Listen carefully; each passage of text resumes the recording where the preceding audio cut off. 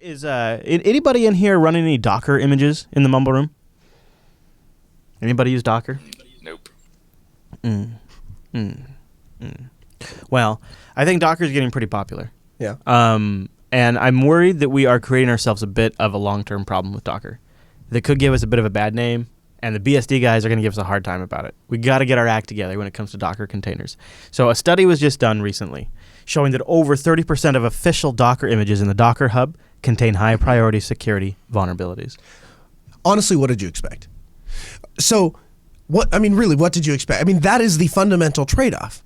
Either we have everything is linked, so you have the binary, and that links to all these libraries, and those libraries are dynamically updated, which, let's face it, in practice, never works. Well, I wouldn't say never. Okay, fine. I mean, it almost works. Never works. Well, I don't know. I think that's a little harsh. It's not harsh. Eventually, it will cause a problem. Eventually, it usually causes a problem. But if you think about it, that problem happens the minority of the time because your system works the majority of the time. That's true. Okay, so in the grand scheme of things, I agree with you. However, from the perspective, I follow what you're saying. Well, from the perspective of if you need that one piece of software and that one piece of software doesn't work, and I have been bitten by this so many times that I admit that I'm overly sensitive to the issue. Yeah. But and you're working at it from an enterprise angle too, where it's much more of an issue. Right, because these companies, like I said, they release software for one version of Linux. So here's the issue, though. I mean, I guess it's not that surprising, but we're talking things like these Docker containers are vulnerable to shell shock, Heartbleed, Poodle, etc. And then images published by Docker users not explicitly verified by any authority. Like if you just go to the general images in the Docker Hub, it goes up to 40% of the images having serious security vulnerabilities. Over 40%. And a lot of them are old. Mercurial, when you look at the official images, is the #1 source of vulnerabilities. But of course, when you look at community images, ones that are not from the official hub, then the vulnerabilities primarily come from Bash, apt, openSSL, file, bin utils, Mercurial, RPM, the basic stuff, SQL, sudo, HTTP, wget. These things are just not getting patched, and they're getting these weird vulnerabilities. So now I think you're being too harsh. Really? Well, here's Look why. at this. Look at this. So here's why.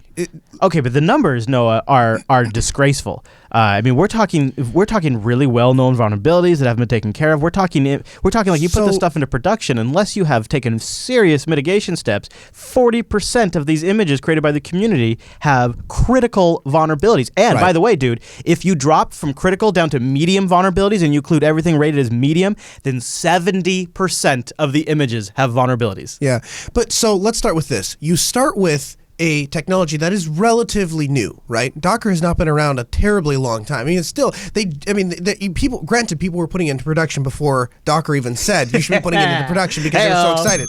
But the reality is, it was just last year. I think it was at Self when the guy came out and said, "All right, we actually now support you to put this into production." So it's not like it's been out that long to begin with. Second of all, they're doing something relatively groundbreaking from the standpoint that we don't really have any sort of cross-platform container that can, cross-distro, that's true. So then you have that working for you. Then add to that the fact that the people that are doing this, the people that are smart enough and the people that have the resources to do this have other things to do. So they might be able to create this Docker container, but the ability to sit there and maintain it and update it constantly, that might got be better things to do. Right. Well, so Corky, you think this is just fundamentally the flaw with having a Docker hub? Well, I don't think we really need it. The whole point of having a hub is to replace what official package repositories. If we just did what the Rocket project is really about, just taking the container and then sticking it in package repos, such as the Ubuntu repos or the Arch repos, and have people install and use Docker containers from official package repositories, would this be a big issue? That's an interesting approach. I was going to argue with you. You're right. I mean, I guess you could take the Rocket approach and that and do it at the distro level. I wanted to back up and say, doesn't this actually justify the need of a hub? Because here's a different approach. What if? Okay, so what these guys are doing, this guy at BannyOps that wrote up the post, is they're doing a analysis of the code. They're scanning it, they're checking out these images, they're running vulnerability assessments against them, and they're creating Nessus reports or whatever the hell they're using. Somebody at the Docker company could just as easily do this. Docker could automate this process. Docker could automate the flagging of images that have known vulnerabilities. It could even rate them with scores. They could say this one has high vulnerabilities. Docker could do all of this, and they could add that as a value add to the Docker Hub. Because I think there is a place in the market for the Docker Hub. You know, we were talking about that new Office suite that's going to be server-side Google Docs competitor, and they're bringing it to Linux for the first time. And their option for distribution when they come to Linux for the first time is a Docker image, because they can wrap their heads around a centralized repository that distributes these Docker containers down to end users for server software. For server software deployment, it does make some sense. Have one spot to go for all Linux distros. I don't know if I want it to be Docker. I don't know if I want it to be owned by a company, but I think it's interesting to give the market a chance to play this out, because you could see a value add by doing that automated vulnerability assessment, automated checking, rating things. You know, Docker could staff that up, almost treat it like App Store reviews without all the dickishness of it, and make sure people know. Right now, though, it almost feels like Docker is being negligent in this matter, because these are on their platform, because these are being offered up to their end users. Is it not their responsibility to make sure? I guess, how far do you take it? Because if you say it's Docker's responsibility to make sure that these things don't have vulnerabilities, then isn't it also Docker's responsibility to make sure they don't have backdoors or rootkits or something like that? So, I mean, I wouldn't say that. What I would say is it's Docker's responsibility, if they're going to have a central hub, to give an interface that will allow people to communicate what they like and what they don't like. So take torrents, for example, right?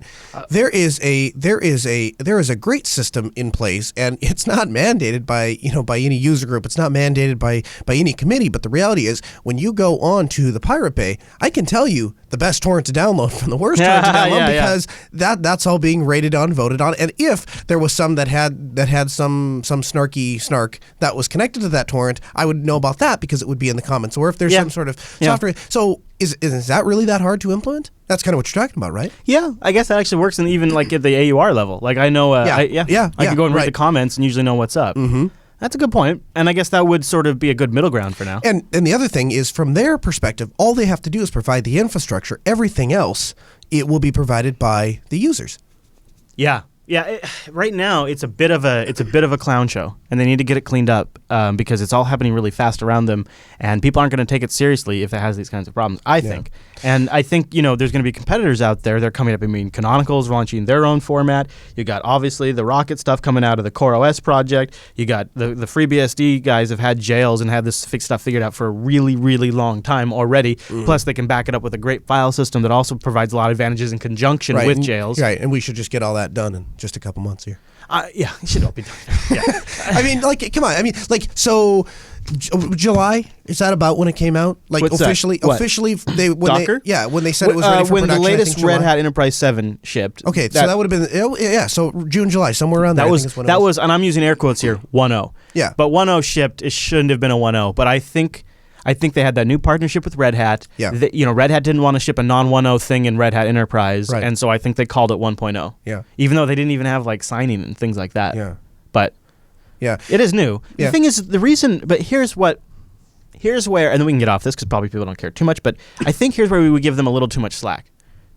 It's new, but the technology they're using, they didn't invent, right? That's they're true. using kernel features, right? And containerization has been around for a while. Yeah. What they invented is the layer that sits on top that does the GitHub like checkout, check-in, the container formats. They came the specs. They came up with all of that stuff, and that's super value added. That's obviously made a huge difference and cannot be downplayed. But at the same time, that's the layer they're working at. I mean, obviously they're working to those other layers too because they have code at that layer. They have interest there. Right. But what I'm trying to say is this is the area they should be focusing on. This is where their energy should be going. So there is only so much room I'm willing to give them because it's not like they're creating the entire containerization from whole cloth and they have that entire burden. Yeah. So yeah, you're right.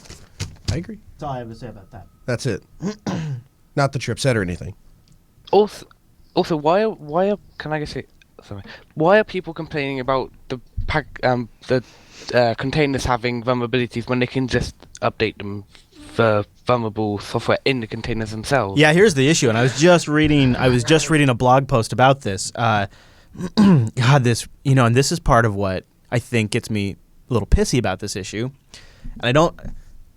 Have you ever worked with a developer who just really hates the sysadmin. Like the sysadmin Oh, is yeah. the guy that slows me That's down. most developers, He's always actually. worried about Yeah. security permissions. He's always got a firewall rule that I have to go talk to him about. Guy wants to do updates and it breaks my program. Like they just hate the sysadmin, right? Yeah. In fairness, a lot of sysadmins hate the developers. Yeah. Yeah. Yep, Okay. absolutely. All right. And so one of these guys, one of these developers, is blogging about why Docker is so great, and it's not because it it takes care of all the different distros and it makes a single point of deploying software through the hub and all. No. The reason why this guy likes Docker is because now the sysadmin doesn't screw his stuff up with silly updates and permissions. He just gives the silly sysadmin, and he didn't say silly, just gives the silly sysadmin one file, and it's a two-step process to get his creation running up on the server, and then he doesn't, in his words, mess it up anymore. Yeah. And the whole idea is, and the reason why I'm bringing this up is, Right.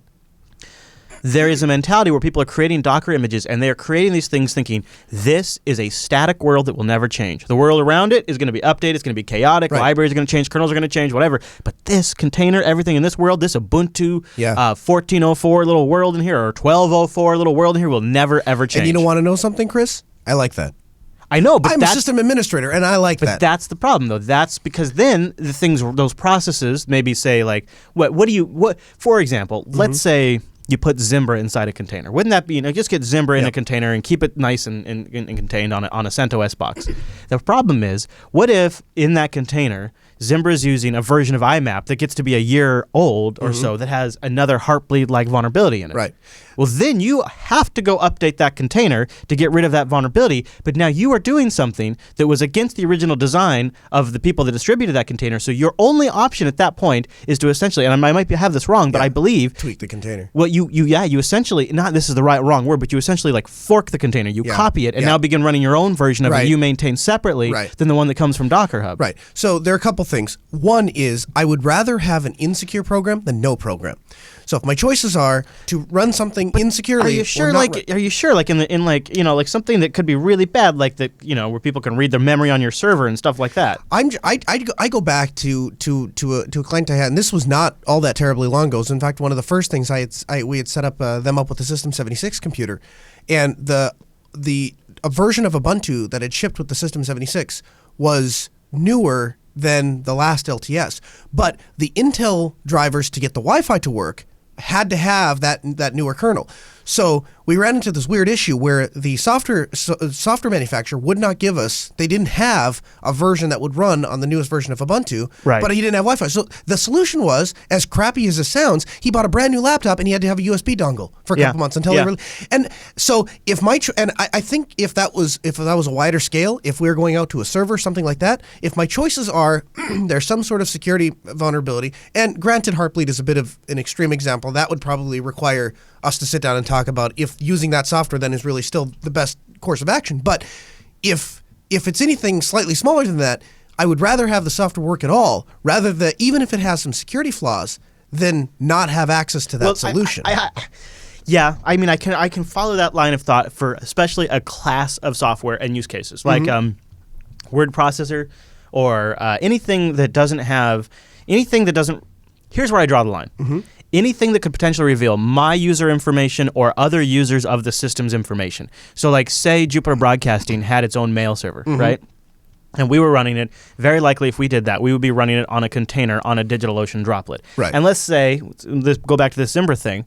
Let's say we got a compromise. Now, maybe I wouldn't care so much about my information leaking out because I'd probably have a unique password for that server, and so they'd just compromise just that account. Getting my email would suck.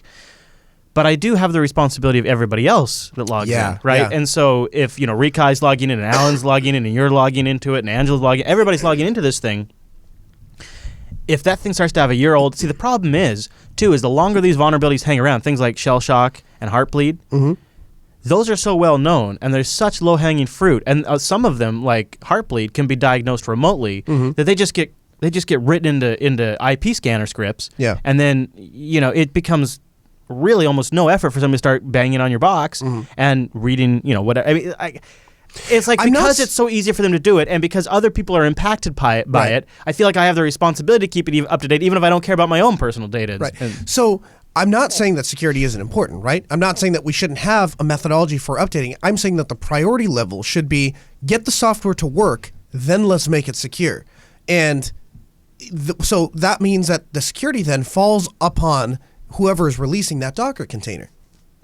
Shouldn't necessarily rely on you. So when something like Heartbleed comes out and all this data is leaked, I think we should just treat Docker containers just like we would treat a piece of software. Thunderbird had a security file. You're saying the vendor should update it, right? Well, I'm just saying you wouldn't expect to say, well, Thunderbird has a security vulnerability. I better log in there and open the code. Well, so shouldn't the way it work is like, so say, let's go back to Zimbra again, because we can both wrap our brain around this. Shouldn't the Zimbra guys, let's say they're distributing their software by Docker containers, shouldn't they test it in a Docker container on their network, certify that the latest security updates work, and then publish that version up the Docker Hub, and then have that distributed down to all of the people that are subscribed to that Docker container? Yeah. Shouldn't it basically be like a software vendor update? Because if they can test it in a container and verify it works and push those changes up to the Docker Hub, and then everybody else is in a container, it's not like there's random library vulnerabilities or randomness or anything like that. They can just overwrite the same files. Like, it seems like the solution here is for the vendor to patch, but then vendors, in order to do that, are going to expect some money. Like, you want us to update our images, then you're going to have to pay us for a support contract. Yeah. There's no way vendors are going to update an Ubuntu 14.04 container for 5 years for free, right? Yeah. Yeah, that's probably Maybe true. they would. I don't know. Maybe they would because that's how people are getting their software. I don't know, but it's an interesting world we're moving into. A software over the next couple of years on Linux is going to change a lot.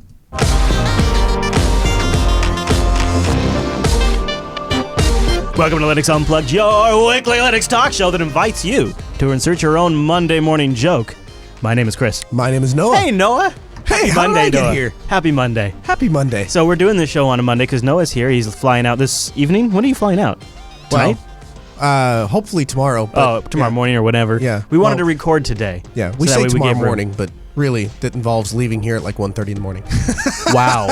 Yikes. Well, so we're going to get you now before we have to worry about that. Coming up on today's show, we're going to follow up on our Fedora 22 review in just a little bit. We're going to spend some time talking about GNOME 3.18, the upcoming version of GNOME, and also GNOME 3.16's victory lap as of Fedora 22. Yeah, I know. I'm being a little incendiary.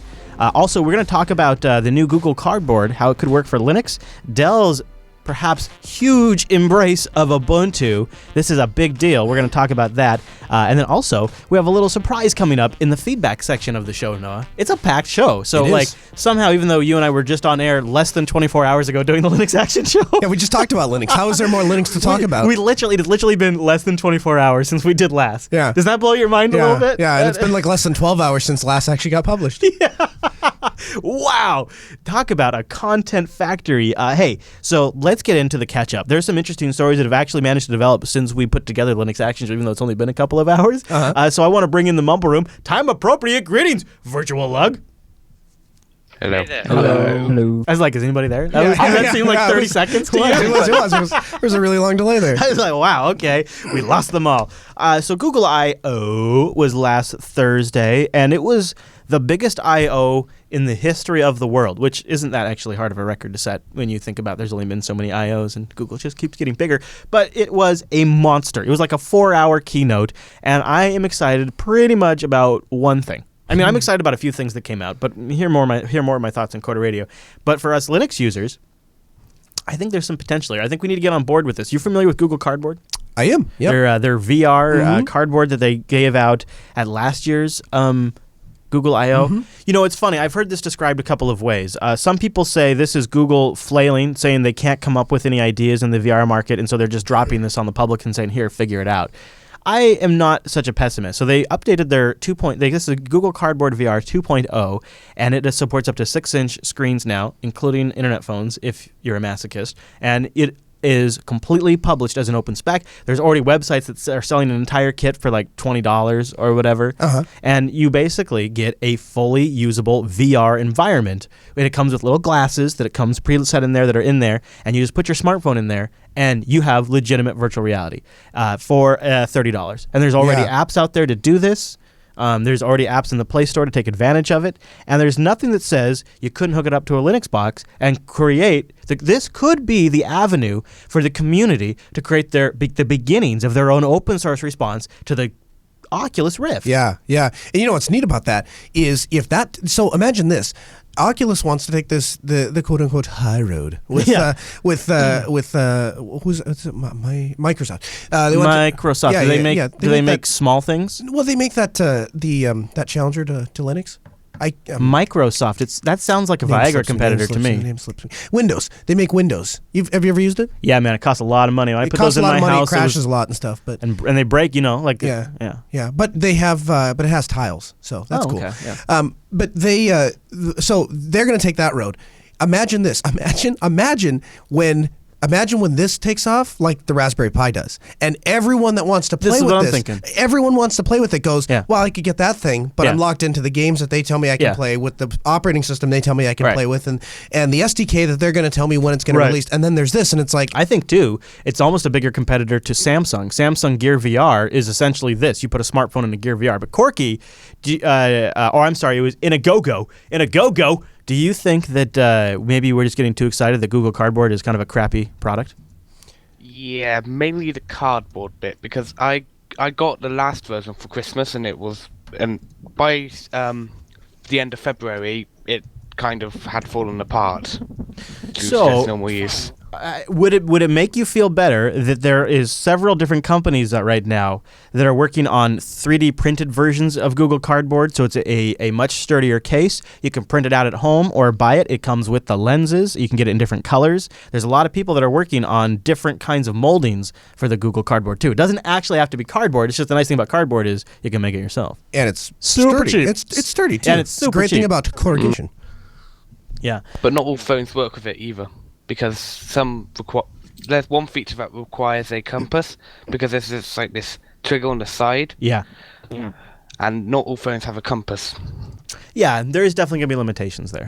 I know. I mean, I kind of look at that as like saying, well, not all HDMI monitors, not all keyboards, are going to work with the Raspberry Pi. I also look at this as sort of a Model T that is available to the community to tinker with. Yeah, not like a full-on competitor. Like, honestly, we need to start somewhere. It's kind of what my philosophy about it is. And when you get that price point down, and this is the thing that was great about the Pi, and this is what's great about this thing, is I cannot afford to spend $500 or $600 or $700 on a computer for a project that may or may not work, but I can spend a couple $30-$40 on a piece of cardboard to put my phone in to play with it, and if it doesn't work, that's fine. Yeah, I do agree with you there, and I look forward to seeing where it goes. Hopefully, there's something that comes out of it and it doesn't just fizzle away. I don't think it will, but I'd like to see the open source community embrace it. There could be, just think about the potential. Windowing environments, all kinds of things could be really cool.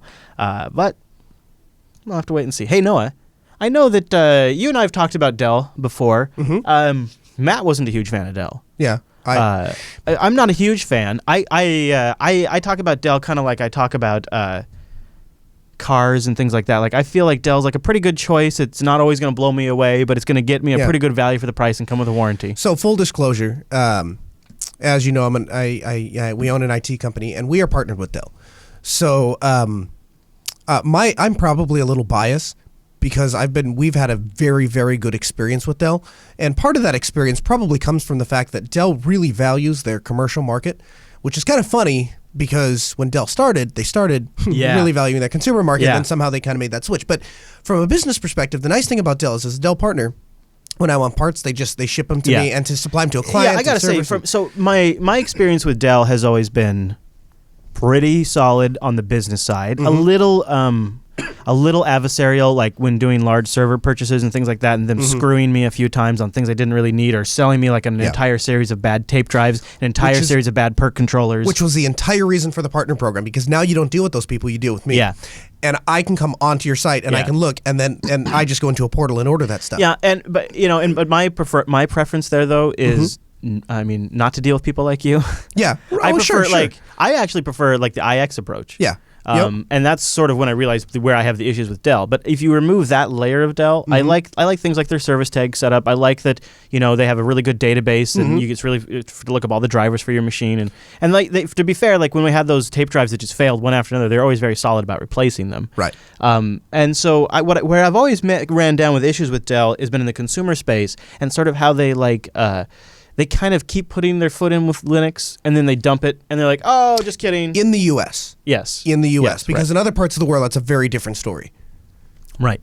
And that's what's been very frustrating for me, is to see them be committed in other parts of the world and be like, why aren't you committing here? Just stick to it like you do in other places. Just stick to it. Yeah.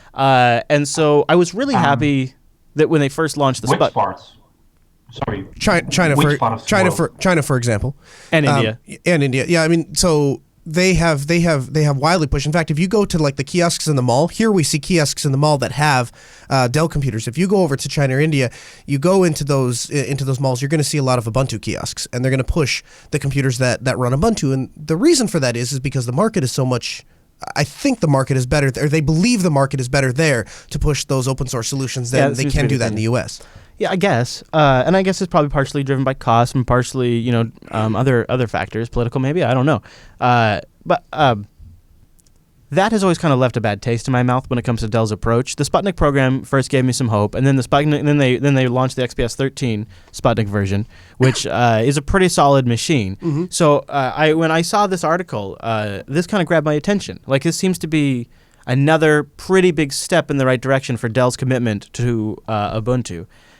Check this out, Noah. Of course, Dell and Canonical have been longtime partners, and they just updated. What was that $200 Ubuntu Dell laptop you're looking at? I was just pulling that up. It's a $249 laptop, and in fact, I have a person in my mind of who might be the first recipient of the Noah Except for Linux. it's like a week out, but yeah. Right. So what's going to end up happening is I think I'm going to start her with with another computer that I have set up. But if it takes off and she's like, I really like this thing, just be nice to have it on some newer hardware. It's the Inspiron 15 3000 series. Yeah. It's available for $249 and comes pre-installed with Ubuntu. And $249 computer. Do you have the specs on it at all there? Yeah, I have it actually right in front of me. It is a so it's 4 gigabytes of RAM. It's an Intel Celeron, which is basically what you expect. So what this is, I know. What this is, Chris, it's a Chromebook-like machine. That's right. But it's a Chromebook that comes with Linux. And I think that'll do all right. 500 gig. It's a spinning Rust drive, of course, integrated graphics, and then 1366 by 768. But boy, for $250, you could go with Newegg, spend another $80 and put a decent SSD in there. Right. And the thing is, for the people that are checking their email, for the people that are browsing Facebook, editing some basic Word documents, not doing anything too heavy, this is a great computer for them. Yeah. I think it's a real sell for Dell. Yeah, that's so they're playing at the XPS level, which is around $1,000, and now they're playing down at the $250 level. I think the $250 level is. I'm surprised somebody else like HP or somebody else hasn't come out and say, let's take our Chromebook hardware and just put Ubuntu on there. Exactly. Why not? What's it off their Because back? I think that those companies think that there is a bigger investment to be made on Google's Chrome OS. Yeah, than there is on Ubuntu. I honestly suspected too that Intel and Google have been subsidizing the hardware, and I believe Intel is pulling back on that now to a degree. Yeah. So anyways, Dell tweeted out on the 27th of May, Dell's Dell Cares Pro account, at Dell Cares Pro, tweeted out, time for a new OS.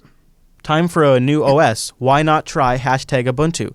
Check out our Ubuntu installation guide. This is coming from Dell's official verified Twitter account saying, time for a new OS. Check out Ubuntu from Dell's freaking Twitter account. That's pretty cool.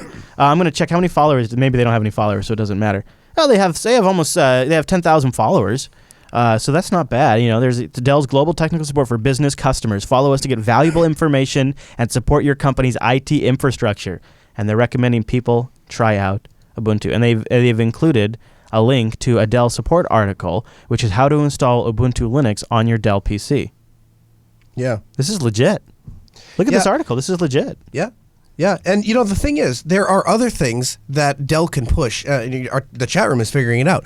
That Dell can sell this computer and say, listen, you don't need an upgrade for an antivirus.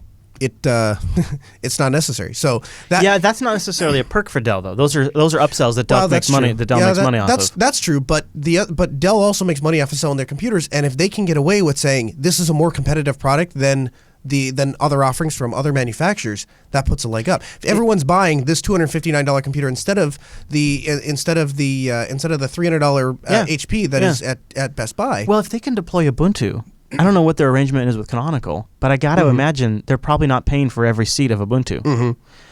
So Noah, and I don't really know the details of Dell very well. I don't know, maybe you follow them, but are they now a private company? Yeah. Well, so is this maybe the result of all this? That's a complicated question. To the best of my understanding, they are owned by a private company, which is owned by actually, I believe it's Microsoft.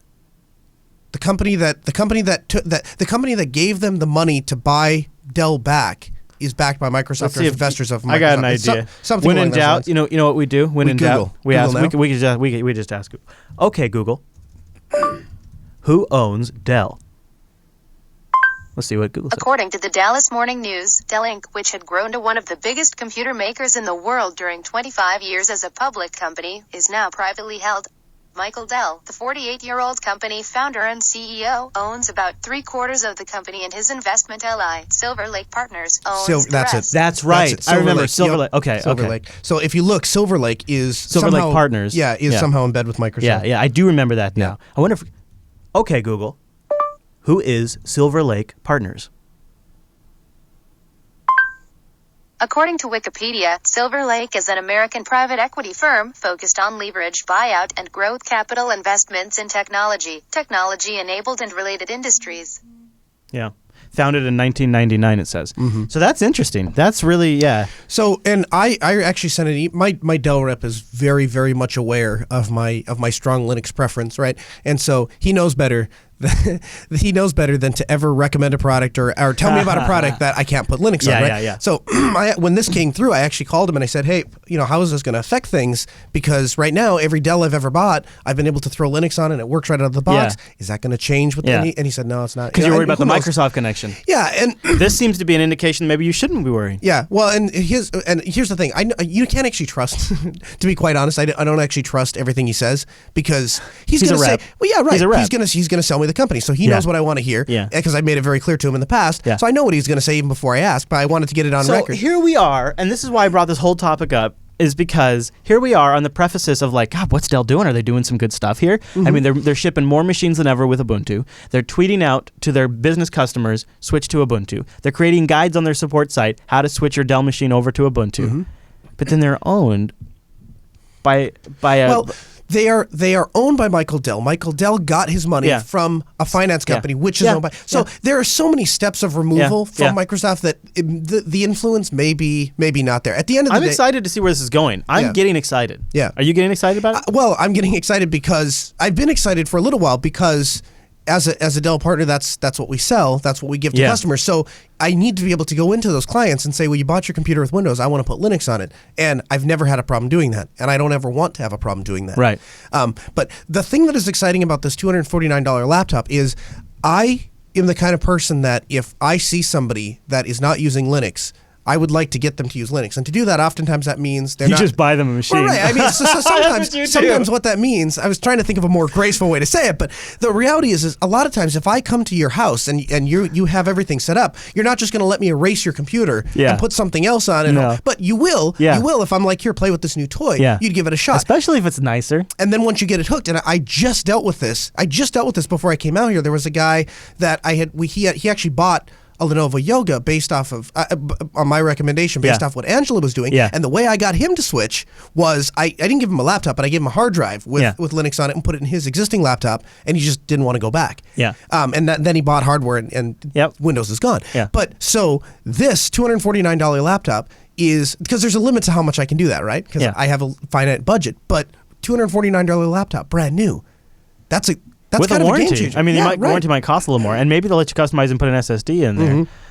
Rotten Corpse, you have information about the Silver Lake connection there? Yeah, the reason why there was a connection to Microsoft is because Silver Lake inside of a consortium, they owned 70% of Skype. Oh, okay. Oh, interesting. So when they sold to Skype, then they become part of it wasn't completely like there was actually some kind of stuff with like the CEOs of Silver Lake or some kind of are connected as well. But it all started with Skype in 2000. I see. Thank you for the information. And Corky, you think maybe we're getting too excited. Maybe there's a much more practical reason for this? I think, I haven't checked recently, but Dell has traditionally had a banner saying Dell recommends Windows 8 for quite a while. Yeah. That Oh, yeah. must have been an advertising deal, and if that's come to an end and they no longer are contractually obliged to recommend Windows, Right. they might be taking advantage with this. Could you imagine? Yeah, because you're right. They probably had they might have even had a marketing deal that was so lucrative and so important to Dell that it might have been something like, you need to position your company as supporting Windows. Like your entire company needs to position, and then Dell's wiggling these Ubuntu machines out, and then if that deal expires, they're no longer, I mean, who knows? Yeah, maybe. But the reality is, And Inagogo is checking their site, says the banners are gone. I don't take too much stock in that, because the reality is Dell doesn't exist to advocate for Linux or open source. Dell has one goal, and that is to make money. Oh, for sure. Well, but so where I'm going with that is this idea that if Dell wants to sell computers, they're going to sell with whatever they think the market wants. And so if Microsoft says they want to recommend Windows 8, so be it. But if the people that are looking to buy Ubuntu, I don't think that's going to cut into their sales, whether that banner's there or not, because the people that want to buy an Ubuntu laptop will just not care what that recommended. I think what I'm saying, and maybe Corky's implying too, is that that marketing contract, we're assuming, would prevent them from outwardly positioning themselves as supporting Ubuntu, like tweeting it and creating guides and things like that. Right. Maybe, I don't. But that's kind of what I'm getting at is, I mean, Microsoft's here's here's the difference between $1 million contract and a $10 million contract. Position your entire company. Here's a $10 million contract. Right. If I'm Dell, I'm okay. taking So that. where is the money coming from to position themselves to support Ubuntu? Selling more machines. As that contract expires, they're no longer getting that money. They just want to sell more machines. Why not market your Ubuntu machines? Something you haven't heavily marketed before. Also, if I was them, I'd be hedging my bets. So that's my question. Why is it that you think that they're going to sell more machines by saying we support Ubuntu? I like Corky's theory. Corky, you have a good theory, and I'm totally on board with it. Yeah. Well, I'm just trying to understand. Corky, what's your why would Dell be doing this right now? You think it's a negotiation tactic? Well, I hope it's a positive thing, but then this is Dell, so maybe they're just trying to force Microsoft to up their bid with renewing this advertising bid. The reason why I give that stock is because I think some of the reasons why they've flirted with the Ubuntu market in the past and then pulled out is they were negotiating with Microsoft. Yeah, that could be. I guess what I'm getting at is I don't see. I guess what I'm saying is I don't think it's going to affect their Ubuntu market to a certain extent anyway. If they remove all those banners and say we support Ubuntu, or they don't do that, because I think the people that are buying an Ubuntu laptop are buying it for two reasons: either one, they know the advantages of the operating system, or they want a cheap computer. Right. Well, so then the banner being gone and that deal expiring probably won't change their dynamic much. Unless now they're promoting it more outwardly, like through Twitter and on support calls and things like that they weren't doing before. We can hope. We can hope. We can hope. Well, I think what we should do is a little market research. Yeah. Next time you call Dell, you ought to ask them about Ubuntu and see what they say. Sure. Okay. Well, my rep, like I said, Your rep's gonna. I mean, he's a little different because he'll look up and before he even gets on the phone with me, and he'll say, "Well, this is the latest machine we have that runs Linux, and you'll be happy to know that we had a client that bought a couple hundred of these particular Latitude series, and they all worked with Linux flawlessly." And all right, boys. All of a sudden I've just started getting like notifications like crazy on my phone today. Like now Spotify's notifying me about tracks added to the radio stations I've listened to. Like, why do I care about because that? you're popular. I guess Spotify so. wants I guess so. Spotify You know what I wants need to do? I need to zen out. I need to go to my comfort zone, my sweet spot, my place of absolute education and focus and learning. That's right, my friends. I call it the Man Cave, where I bring up linuxacademy.com and I begin to learn. And you can too by going to linuxacademy.com/unplugged, sponsor of the Unplugged program. Perfect sponsor. And no, you got to check out Linux Academy. Have you been there? I have a membership, whatever it is, a subscription. Yeah. Go to linuxacademy.com/unplugged to get the Linux Unplugged 33% discount, and then go check out their features. It's a really great service created by people that are truly passionate about Linux and open source, and they do a great job. They have self-paced courses. You can get all the content. You can download it offline and like take it at your own pace too, which is great for commuters if you want to read the stuff. And they have over 1,500 video courses for you to take. They have scenario-based labs, so you get a real hands-on experience. 7+ Linux distributions, and the courseware will automatically adjust to those distros, and the virtual machines adjust to those distros. I love that. Have you seen some of the new stuff they've rolled out recently? So I went to when RHEL released RHEL 7. Usually I pay my whatever it is, $800, $1,000 to go out for 2 days and get a little refresher course, and then they tell me all the things that are new, and then I go take the cert. I did all that on Linux Academy this year because Linux Academy they actually have a course for. I already have. There's two courses. There's a course of Teach Me About Red Hat Enterprise Linux, right? And then there's I understand Red Hat Enterprise Linux. I've been supporting 6. I want to support 7. So tell me what are the headlines? Give me the bullet points of what has changed between 6 and 7. That is so nice. It is, because I don't have the time. No, I to know, sit right? there. And the thing is, training events, the problem is, even if the training is really condensed, because Red Hat does a fantastic job about getting it real down, but it's a day, I have to arrive a day ahead of time. Yeah. I have to rent a hotel. Right. The rest of the day after I'm done with the class is blown, So you're because probably I can't go anywhere. you're going to rent a car. I am renting a car. I'm paying for meals out. Yeah.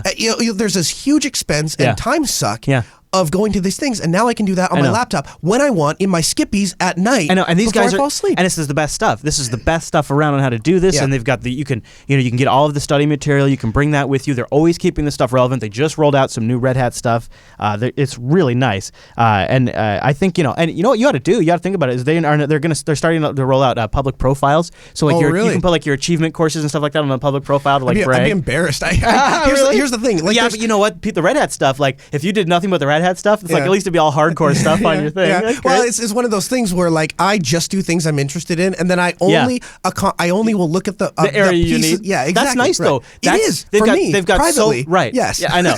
Yeah, I know. You wouldn't want to publicly show that, but they've really got like so much great stuff. Like, are you going to try out their Python courses? Actually, so funny you mentioned that. So the not being a developer, but I kind of want to. I'm like you. I kind of want to dabble in the idea of development because I like to understand these things. Exactly. And so the great thing about that was because my mind is so ADD. I'm like, oh, I got done with the Red Hat stuff. Well, I'll go start Python. You know what I noticed, Chris?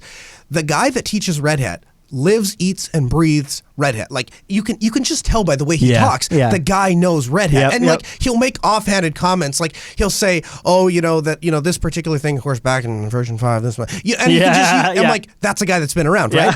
Then I go and take one of their programming courses, and that guy knows like everything there is to know, about what he's like. They are true testaments to their profession, and it's not just like. They have hired a couple people and said, all right, you're going to sit in this room and we're going to prepare content and then you present it. No. They took the time to go find industry experts to present this stuff.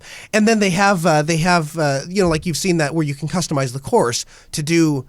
I just want to learn about this specific nuggets. That's what they call it. They have the new nuggets, and there's a ton of them. In fact, you can go to linuxacademy.com/nuggets and just do a deep dive. I love that. That's another new feature they've just rolled out.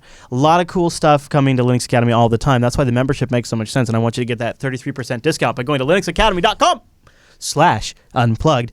And a big thanks to Linux Academy for rocking support of the Linux Unplugged program. You guys are awesome.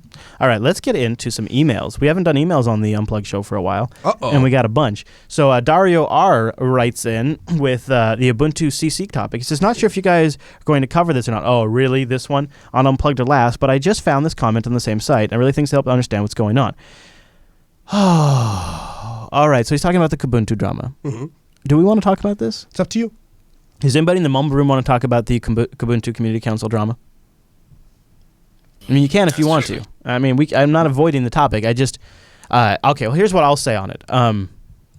In our feedback thread for Fedora 22, there's a comment thread open, and Palazzo has the epic comment of all comments. Noah, look at this thing here. He breaks down what is the Ubuntu Community Council, what decision is being made, the reaction to the decision, I have lights shining on my screen, and the aftermath, plus closing thoughts, and he breaks down some acronyms too. This is such a solid contribution.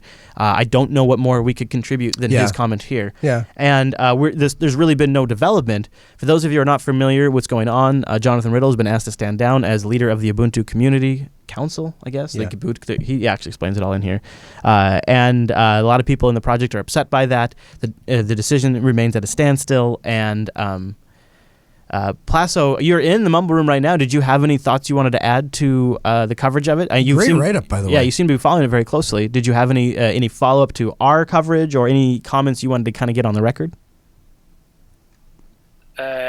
I don't have anything else to add than what I wrote. I would like to mention that there were two issues that Jonathan Riddle were asking about on the Ubuntu Community Council. Okay. One of them was the donations, right? That were on the Ubuntu.com website, and it seems that the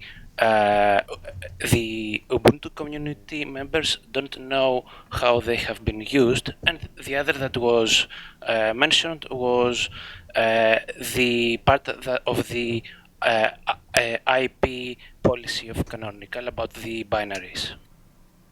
Yeah, that and it's one of those things. The write up itself explains a lot of that stuff. And goes into it with a little more detail. And we talked about it on last, but the reality is nobody really knows the whole story, right? Yeah. So you kind of want to stay away from making presumptions. The only information we have is been basically handed to us by one side of the party. Yeah. So you want to be a little careful on that. But yeah, that's a tough. I don't know if there's a whole lot to add. Yeah, and I think so the straw poll I think it was somebody, Corky or somebody started a straw poll in the Linux Action Show subreddit to see, do you guys care about this topic? Because one of my concerns is should we even be talking about this at all? Obviously, it's getting coverage. It seems to be a popular topic for some people. Yeah, and I feel like it seems like we're not paying attention if. I feel like it comes off that we're not paying attention if the number one thing in Linux is being talked about all over the internet, and we gloss right over it. Yeah. So right now, 58% of the votes say yes, they do care, and 37% of the votes say they don't care. Not only 71 votes so far because it hasn't been a very popular thread, but there's a link in the chat room right now. We'll continue to follow it to see if there's been any interesting developments outside of just additional drama, like any maybe statements from the Canonical guys. Oh, and also, Plasso, thank you for breaking down the structure of the Ubuntu Community Council. Yeah. That was good insight today. Was very good to have because it does seem pretty connected to Canonical. Basically, Right. It's Mark Shuttleworth and 7 people Mark Shuttleworth likes. Yeah. well, but hold on, because it's not actually from Canonical. Right, yeah. Yeah. The name is not in there. So there are changes currently... everything. So here's how it goes. Just for those of you... I'm making fun, but the Ubuntu Community Council consists of 8 people. One of them is Mark Shuttleworth, and seven others are nominated by Mark Shuttleworth and elected by the community for a term of 2 years. Currently, there are 2 Canonical employees, Michael Hall and Daniel Hallbach, and 1 Canonical ex-employee, Laura Kalzinski, the Canonical owner himself, Mark Shuttleworth, and 4 others from the community.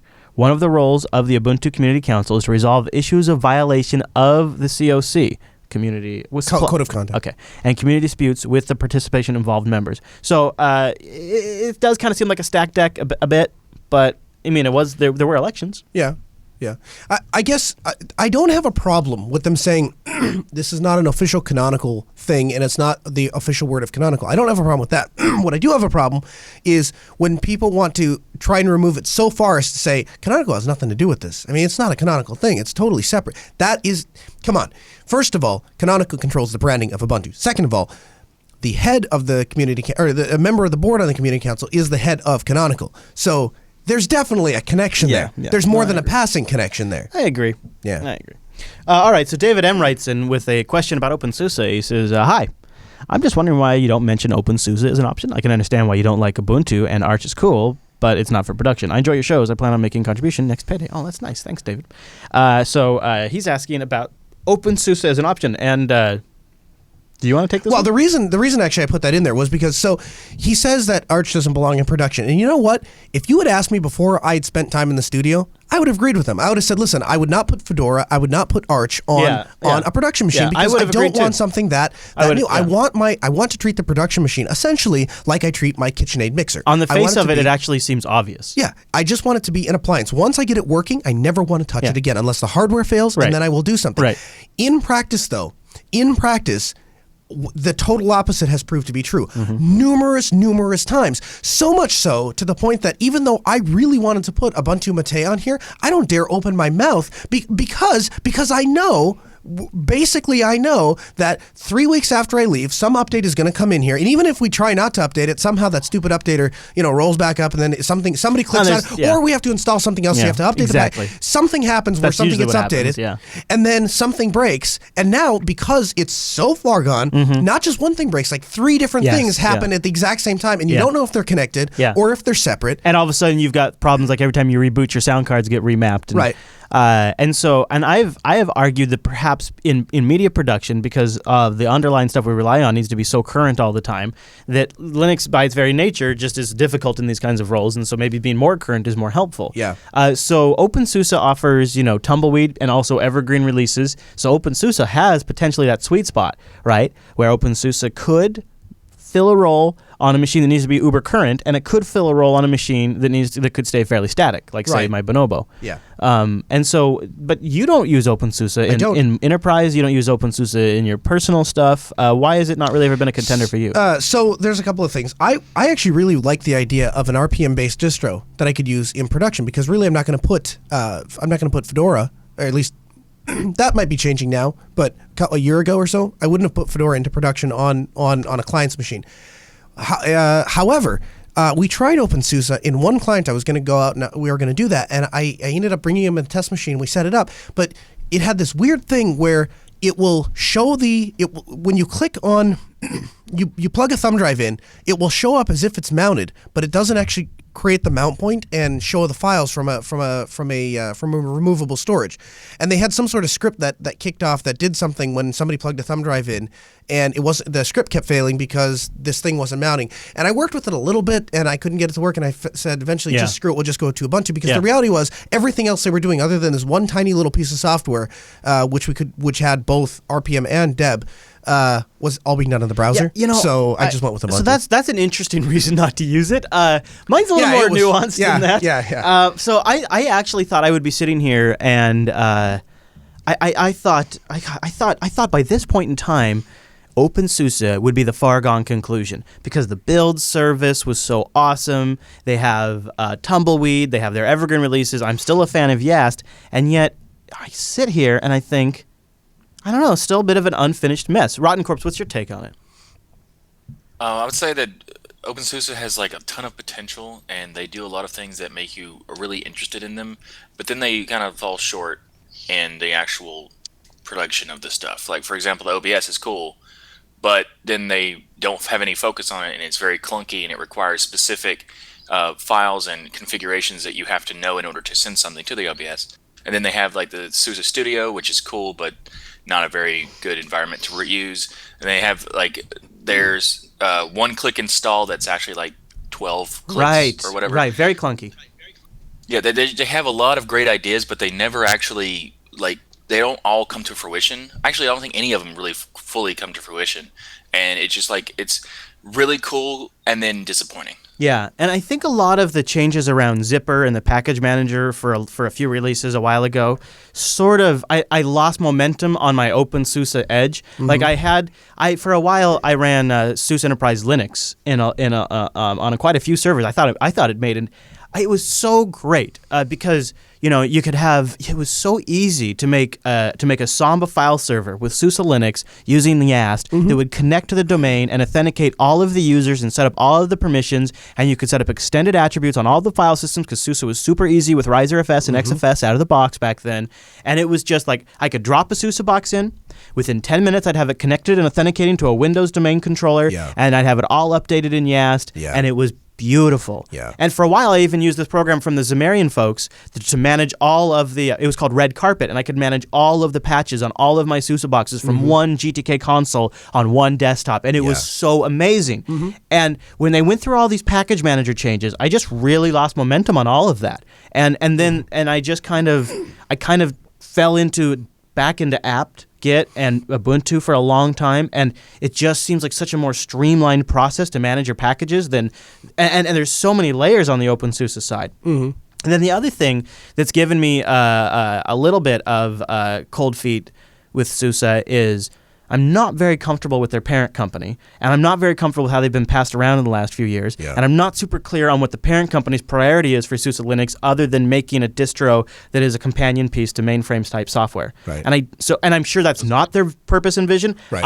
I feel like they haven't articulated it yet, and so I'm not willing to invest a lot of my personal energy into that. Yeah. The one thing that I see that openSUSE really, really digs down on is if somebody came to me and they said, I had a lot of experience administrating a Windows server and I want to switch to a Linux server, what should I start with?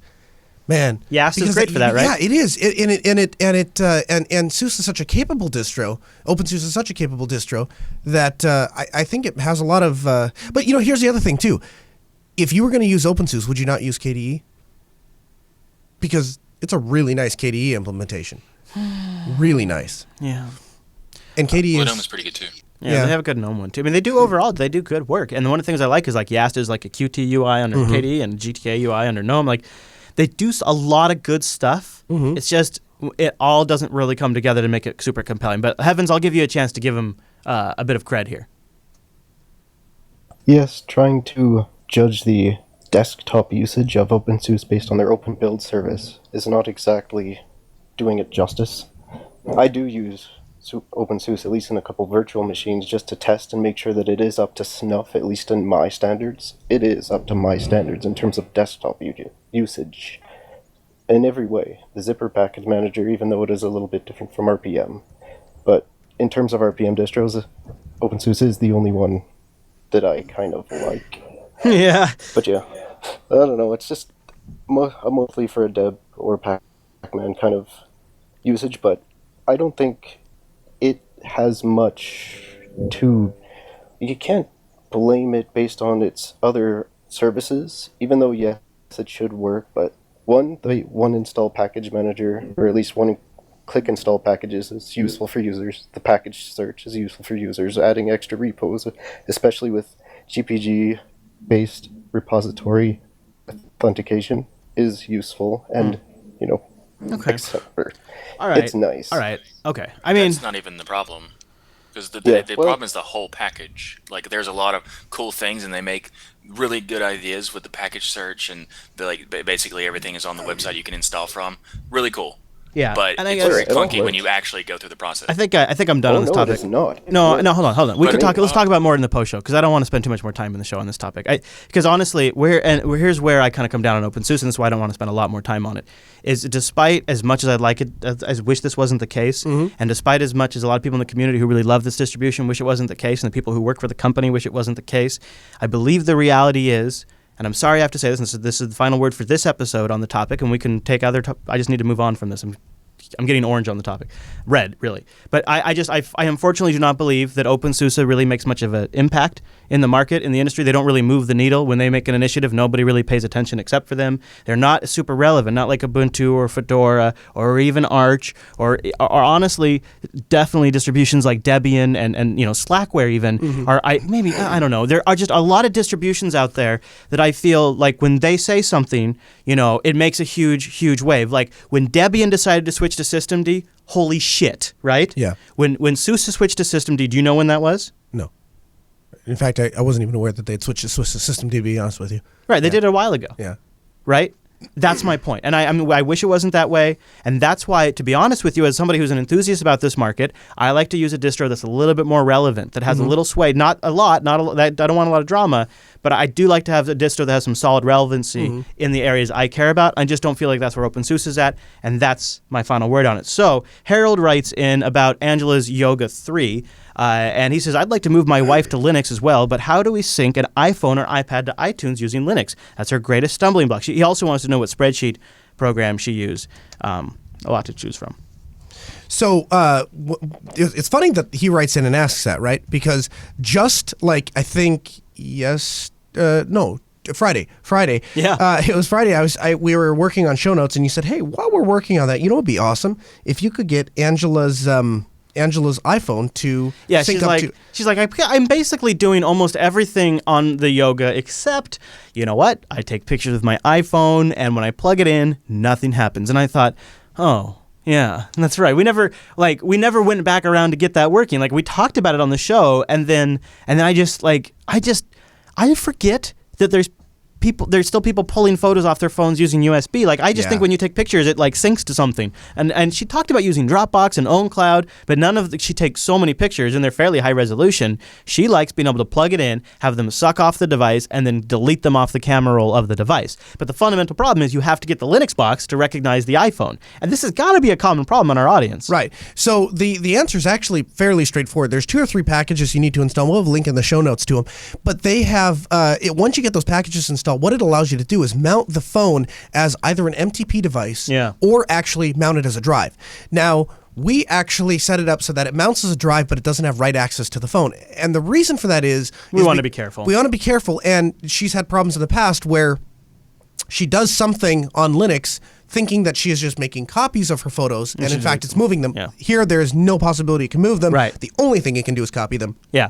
Now, you can actually set it up so that inside of Shotwell, it looks when a given mount point is mounted. So when /media/Ansh's iPhone mounts, it will automatically look inside of that directory and then the DCIM folder to pull all sync up all of her That's not hard to photos. set. Right. No, and so the nice thing for her is she just plugs her phone in and somehow all of her pictures will magically populate in Shotwell. And she actually likes the idea too that it's in the file manager. So if she just wanted a single photo to post online or something, right, or send it to me over Telegram, so that would be mounting it.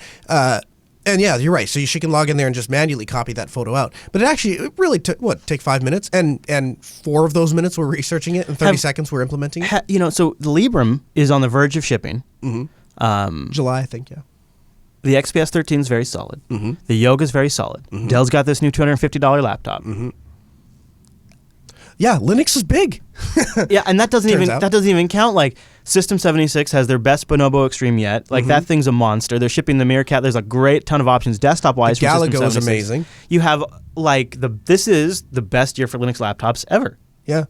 And a lot of these are shipping with very good Intel graphics that are plenty good for average users. And for those of us who want to have dedicated graphics, those options are available too. Yeah, but really, if you think about it, the Intel embedded graphics are really what have kind of driven this market so far forward, because now you don't need to have dedicated. Before, 5 years ago, when you bought your original Bonobo, I bet you buying integrated graphics was not an option because you can't get anything done on it. Not even possible. You can't game. I wasn't couldn't use OBS. and this thing has to drive. This thing has to mirror the display out to the capture machine. So how are you going to do that with? How can I play How can I show any video games under Linux with integrated graphics back then, and then also mirror the display 1080p? Right. And now look at that tiny little nook over there. Yeah, it's doing it. Does the same freaking thing. I know. So yeah, they have gotten light years better, and it's only going to improve. Yeah. In fact, one might even wonder, at least in the mobile sphere, where you want a thin, portable, powerful laptop. Yeah. At some point, do we stop putting outboard graphics on for the purpose of getting that laptop down a little bit in size and compact? If integrated graphics get a little bit better. That's why I had a great hope for Thunderbolt. I wanted to be able to have an integrated graphics laptop and then hook up an external GPU and have at it. Yeah. But we'll see. Alienware's got something like that. So integrated graphics have been changing the game for portability on the Intel-based machines. The amount of performance you can get it. It's the same thing sort of in the server space like DigitalOcean has done. That's our next sponsor, where they've taken something and they've been able to get it to a price that's just unbelievable. $5 a month for your own server at DigitalOcean. It's incredible. And when you use our promo code DO Unplugged, one word, you're going to get a $10 credit. What? What? You don't know what DigitalOcean is? What? DigitalOcean is a simple cloud hosting provider dedicated to offering the most intuitive and easy way for you to spin up your own cloud server.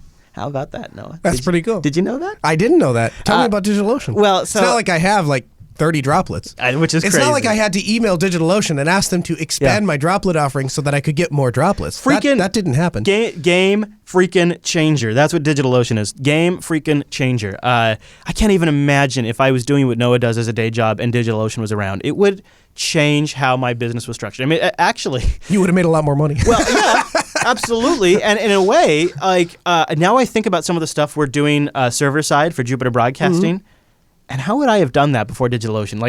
You either had to rented rack space. Yeah. You would have either had to rent a actual dedicated server, which would cost you a couple $100 a month, or crazy, and I could maybe set up a server here. So then, okay, all right, let's talk about that. But then I got bandwidth problems. Hold on, and Comcast. So before you ever get to the bandwidth problems, you got to come up with 2,500 macaroos to get the drive or to get the server, and oftentimes that's not even going to include. You're going to want to put some solid state drives. Well, in and there, if this thing is up, and these things there's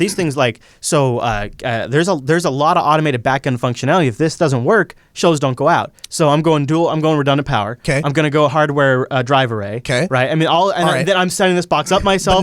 Now still, you're counting on a couple things. One, you still have the risk of a hardware failure, even if it's redundant. Yeah. You're not. They're going to be or a Comcast outage. Okay. So we haven't gotten to bandwidth. First, the server itself can die. Second, you might have a bandwidth issue. And third, what about your expandability? In 2 years, in a year, it's dead. Yeah. And you can't upgrade that. Or thing. what if the network starts growing really crazy fast? Then what am I going to do? Then I'm just out that money because I'm going to have to replace it anyway. What I'm telling you and that doesn't even settle the fact that I'm going to probably need to set up a DMZ on the firewall. And get that all wired in. Right. Get the firewall rules all set up. But even if all that worked perfectly and nothing ever went wrong, which let's face it, what's the chances of that happening? Thanks. Even if nothing, well, that's because you need us, Rakai and I, to come in here and do some wiring for you. But if that happened, it'd probably have a decent chance of staying up. Oh, okay. But no, even if really? Yeah. We're going there, there again. Even if all of the hardware functioned for a year or two, Yeah. At the end of that 2 years, Yeah. now you have to do all over again, and know. you have to set all that crap I know. up again. It's ridiculous. And meanwhile, DigitalOcean's over here. They're going to get you going in less than 55 seconds when you spin up a droplet $5 for $5 a month. You get your 512 megabytes of RAM, a 20 gigabyte SSD, one CPU, and a terabyte of transfer. But it's a terabyte of transfer at like tier 1 data centers with unbelievable connections. They have data centers in New York. They have ones in San Francisco, Singapore, Amsterdam, London, and Germany. It is really nice. And then the best part is, and I wouldn't get this if I rolled my own rig, they have an amazing interface to manage it all. They really have a super intuitive control panel, and you can get all kinds of additional functionality on your own using their API. And I'm thinking, like, create your machines, obviously, destroy them, duplicate them, make backups of them before you make a big system change with a really nice snapshot system. Full-feature DNS management allows you to easily manage your domain. Snapshots are a great functionality. They're not just like backup.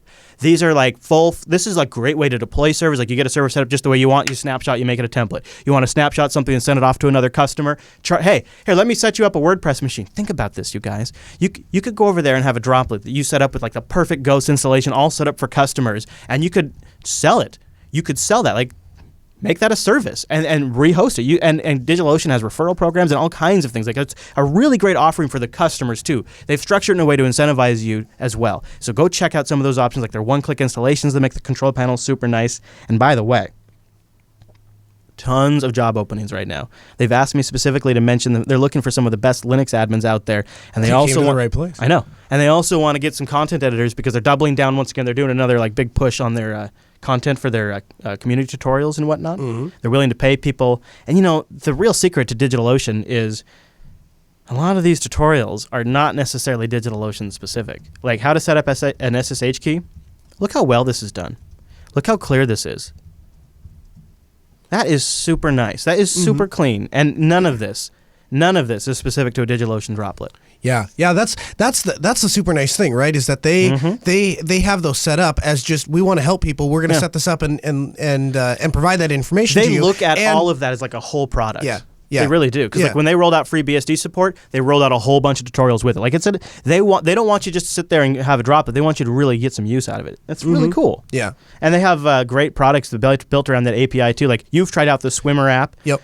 Mist.io is really cool. Command.io, you can manage your DigitalOcean droplets using the command line. Yeah, That's and neat. you know what's interesting? You talk about that control panel being easy to use and intuitive. The other part of it is for people like me who I do the same repetitive task over and over again. I'm not using a lot of their features of clicking this and changing that and modify. I'm going to do all that from the command line once I SSH in, right? For me, once I log in, it's like 3 clicks to get stuff rolling. Yeah. And then I have the IP address and I throw that in my DNS server, and now I can access that machine.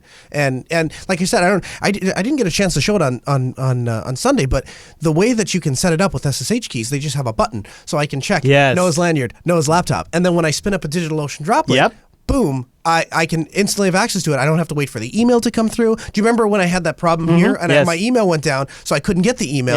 Yeah. And that took me 30 seconds to set that up. Very nice. Yeah, it's quick, it's easy. You've never had a bad experience. Because usually what you have to do is you have to SSH into the computer and you have to enter this huge long password. Then you have to run all these stupid commands to get and copying an SSH key is not as easy as you might think it is, because you can't have any spaces, you can't modify it. Right. It's just a pain. There, I click a button. One button. Now I have my SSH key. DigitalOcean.com. Use the promo code DO Unplugged, one word. They'll get you a $10 credit.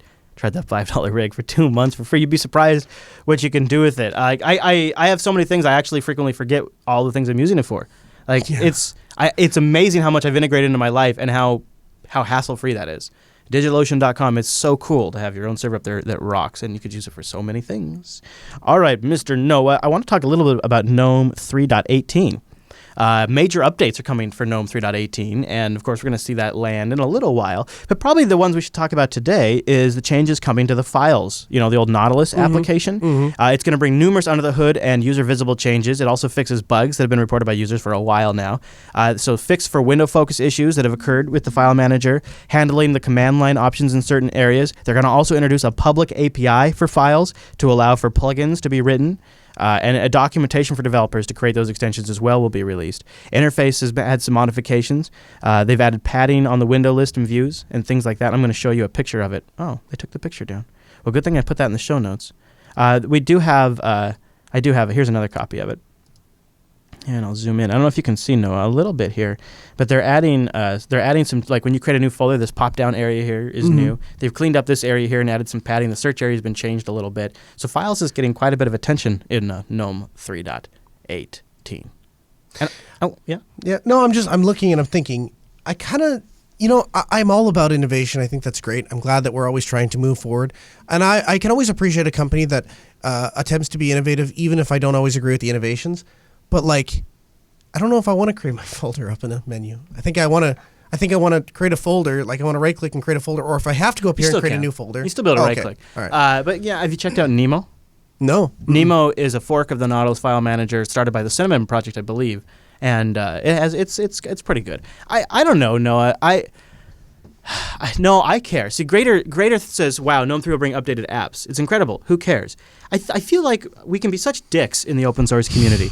Like, are we so callous that we have stopped caring that a desktop that was down on the ropes, that people thought was a failed desktop initiative, is now coming out with incredible updates that are genuinely impressive and, in some cases, more trend-setting than any other desktop on the market? I mean, look at Yosemite. Yosemite and some of the UI changes they made there were direct ripoffs of GNOME 3. Yeah. You look at some of the changes in Windows 10 and the way they're managing virtual desktops and things like that. Very much a ripoff of the way they do things in GNOME 3. Right. I think GNOME 3 has been a trend setter, and I think GNOME 3.16 is the best full desktop environment for Linux. Yeah. I say you stack Plasma 5 is getting great, but it's still not there yet. It's still not there yet. And as far as a full-featured, complete modern desktop, I'm not talking about your Awesomes and your Xmonads. I'm talking about, a real full red-blooded desktop. Nothing is beating GNOME 3.16, and I think it's a little sad that as a community we don't give them enough recognition. The updates they have made are genuinely reflecting user feedback. They're genuine improvements, and as somebody who has used desktops since we have had graphical environments. Literally, I have been using desktop computing since GUIs were a thing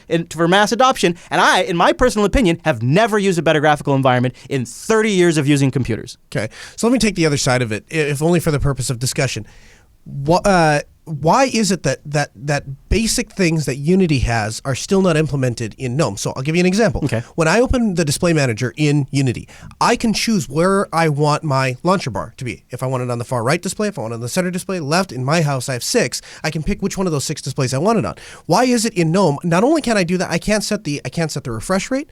I can't set. Can't do that in Unity either. Yeah, I guess that's true. Now remember, Unity's had 8 releases now, almost 7 releases. Yeah. So okay, I'll give you that. So you're saying they're further on? Is that? No. Are you not able to set where that? Like I'm able to set where that bar goes. Well, how? No. In GNOME Tweak. Okay. All right. Okay. Well, then maybe it's something I'm missing. I guess where I looked for it was inside of the displays. I can't. Oh yeah, maybe the bar. How about the activities menu? So what I want is if I have 3 monitors, I would prefer that the activities menu be on my far left monitor. The reason for that is because when I send my mouse up to the far. And I send it all the way to the end, then I want it to activate the activities menu. The last time I've done it, the way it sets up, the activities menu shows up on my center display, and then when I scroll through my virtual desktops, it moves this other monitor. I feel like we're arguing slightly. I think I'm on another level. Okay, all right. That could be. That could be. What I'm saying is I guess don't mistake what I'm saying to say that it's flawless. Right. Because that's not possible. Of course. What I'm saying is... But you said... Because what you're talking about is like an esoteric use case, honestly. You're talking about a 3 to 6 monitor setup, and you want the activities menu to be... 2 monitors, and I just want the activities menu on the other monitor. Well, that's how it works now. You just... Whatever is your primary monitor is where the activities menu is. Okay. So if you have a dual monitor setup and you set activities to be... whatever your primary monitor is, that's where that menu's at. Okay. So yeah, you can't say if I have 3 or 4 or 5 or 6 monitors, I want it on monitor number 4. All right. But these are also changes that as the desktop matures, they're going to add these refinements back in. And they have and this is the other thing is the thing that we really crapped on them for was pulling a bunch of features out. But to be honest with you, they are the developers. They know what code has been rotten. They know what code needs to go. They know where they want to take things and where they need to restart. And so at some point, you have to trust that they have some more insights than us users do at some level. So if you accept that, then perhaps they can do some reduction of functionality if you also grant that basically since GNOME 3.10, it's been nothing but adding a bunch of great features that we all wanted back in there. Right. And with GNOME 3.16, we're really down that path. And with GNOME 3.18 now, we're going even further down that path. And I would argue that I also think that we have been way too hard on them for their focus on the touchscreen. Because now that I have had a couple of users try out, I know, I can't believe I'm saying it either. I seriously can't believe those words came out of my mouth. You roll your eyes all you want, because I still think it's also an excessive use. Yeah. But the couple of users now, and this is super anecdotal evidence, but the couple of users I've had use the touchscreen laptops, Yeah. they all think it's great. They think it's great. It is, to Angela, the best thing about her Yoga is that she swipes that touchscreen up to unlock it. To her, that's one of the coolest features on that laptop. Because these people are primarily mobile users. So the fact that they can reach out and touch it from time to time is almost an intuitive way to interact with the computer. So I could see that if the touchscreen in GNOME functioned the way that the touchscreen functions on mobile. But the reality is, I still feel when I touch the touchscreen on GNOME, I still feel like I have taken a touchscreen and plugged it into a desktop. I don't feel like I actually have a touch-optimized desktop. Where she's using it is like she attaches the activities corner or from on the dock launcher or to unlock the screen. That's about all she uses it for. I can see unlocking the screen. That feels normal enough. But even the activities menu is just small enough that I have to like kind of wiggle my finger in the corner to get that to launch. I don't know. It just doesn't feel. My perfect desktop would be exactly what GNOME is today, written in Qt. Well, okay. So let me take it from another angle then. If GNOME has done such a good job with the desktop, why do we have to apply so many extensions to make it that's usable? a fair argument. I mean, but can't you say something about Firefox and Chrome? Yes, I could. Except I don't use any extensions in Firefox. I think it works perfectly right out of the box. You really don't use many extensions in GNOME though either. I don't. Yeah, I don't. I don't. But that's because I'm too lazy to install. And But it works for you without them. It does. It does. That's true. I'm not saying it's not usable without extensions. I'm just saying that I guess I did just say that. Yeah, my approach with the extensions is I find GNOME irritating to use without them, but usable. Yeah. With extensions, it's so in that sweet spot where I've got my cool heads up information that I like to have, but it's not at the KDE level where I'm constantly tweaking it because the options are there. It's just that sweet spot. I probably until you update the next GNOME, and then your extensions are going to break. Well, but that's been getting better too. Like I grant you that as well. But like my update from 3.14 to 3.16, I didn't have a single extension that didn't work because either the authors were right on top of it, or like I think maybe I had one extension that didn't work, but it's so minimal that it doesn't really matter. I don't think I could use GNOME without the extensions for a long term, but like for a few days after an update, it's not a big deal. Now, how do you think that relates to a new user? One of the nice things about Ubuntu and Unity is that big dock along the side makes it really, really obvious how they recognize Firefox, they recognize Thunderbird, or I'm sorry, Chrome. So when they see those icons, it's pretty intuitive just to reach up and click them. Now, granted, there are certain things that are horrible in Unity for new user experience. For example, it hides all the menus by default. I think by default, really GNOME is a little hard for app discovery. Although, you remember when we sat Angela down? The first thing she did was went up to the corner and looked for applications. Like remember that? Like, yeah. And right. we even asked her. But she's also used GNOME, right? No. Oh, really? Well, I mean, she's used it here, but I have the dock. Yeah, okay. I mean, she's never used that menu before that I know of. Yeah. And so I just thought it was, to her, it seemed kind of intuitive to go up in the corner and launch an application. But I agree. I think that for normal users, I take that dash to dock extension and I set it to auto expand like the Unity bar. And I think that just makes a lot of sense. No, it totally does. I guess my question was, then do you see GNOME as primarily a power user's desktop then? And maybe not power. Maybe that's a wrong term. Experienced users, not necessarily power users. I think it's perfect for experienced users right now. And I think if they could stabilize the extension stuff, I think it'd be a lot better for regular users. Or I think the stuff they just keep adding to it you won't require extensions.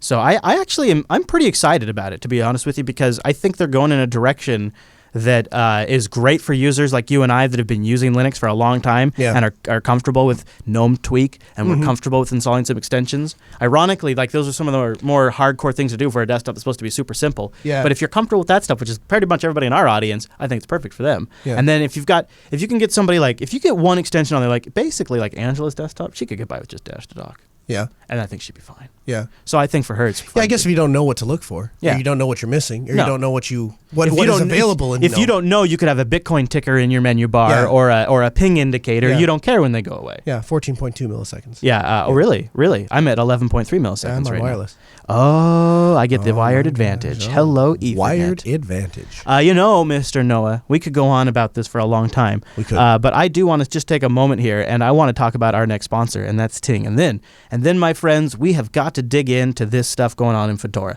Actually, there's some really interesting things. One in particular I forgot to mention in our Fedora review, major oversight, because it's totally changed the way I use my laptop.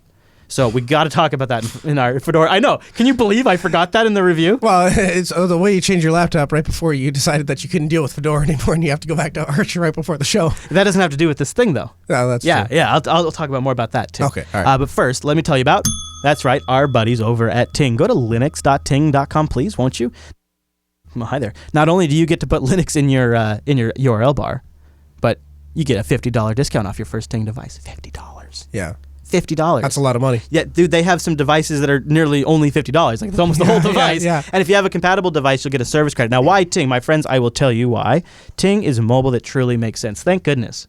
Thank goodness. Mobile that makes sense. It's no contract. You only pay for what you use. $6 is all you pay for the line, and then it's just your usage on top of that. It's really straightforward and obvious, too. There's no hidden secrets in there. There's just like your usage and your taxes and the line. And the devices are unlocked. You own the device outright, so that's super nice, isn't it? You can go over there and bring your own device if you have a GSM-compatible one, or they have so many nice ones to choose from now. And one of the things I really enjoy about Ting is I can fully manage it just using my own web browser. I really never have to call Ting, even though I could. Ironically, Ting is so well structured for that. If you call them at 1-855-TING-FTW, between 8 a.m. or 8 p.m., a real human being answers the phone.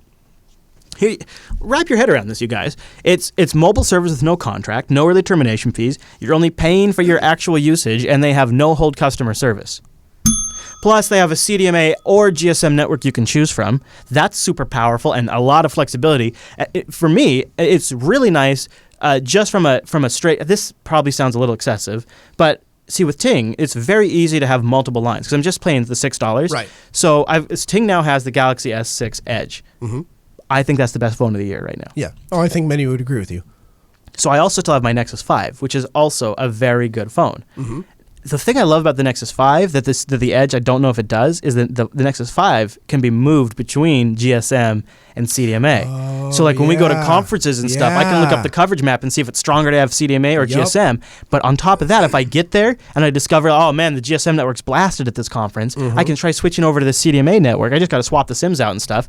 Switch over to the CDMA network, and now I have that is such a unique competitive advantage to Ting right now that that blows my mind. And you just pay for what you use. Yeah, and the great thing about it is because of their intuitive dashboard, you can shut that phone off and it can sit in the studio here for 6 months. You never touch it. Right. Then when you get there, you log in. In fact, you can do it on your Ting app. Yeah. You can open it up from my app. That's what I do. I just turn it on and off from my other phone. It's really like the way it should be. You said you thought that it was most of the cost of a phone. You can actually get the Kyocera Dura XT for $47. Now, at first glance, you might look at that and go, "Why would I want that old-looking flip phone?" Oh, I don't know. Do you know how I got started on Ting?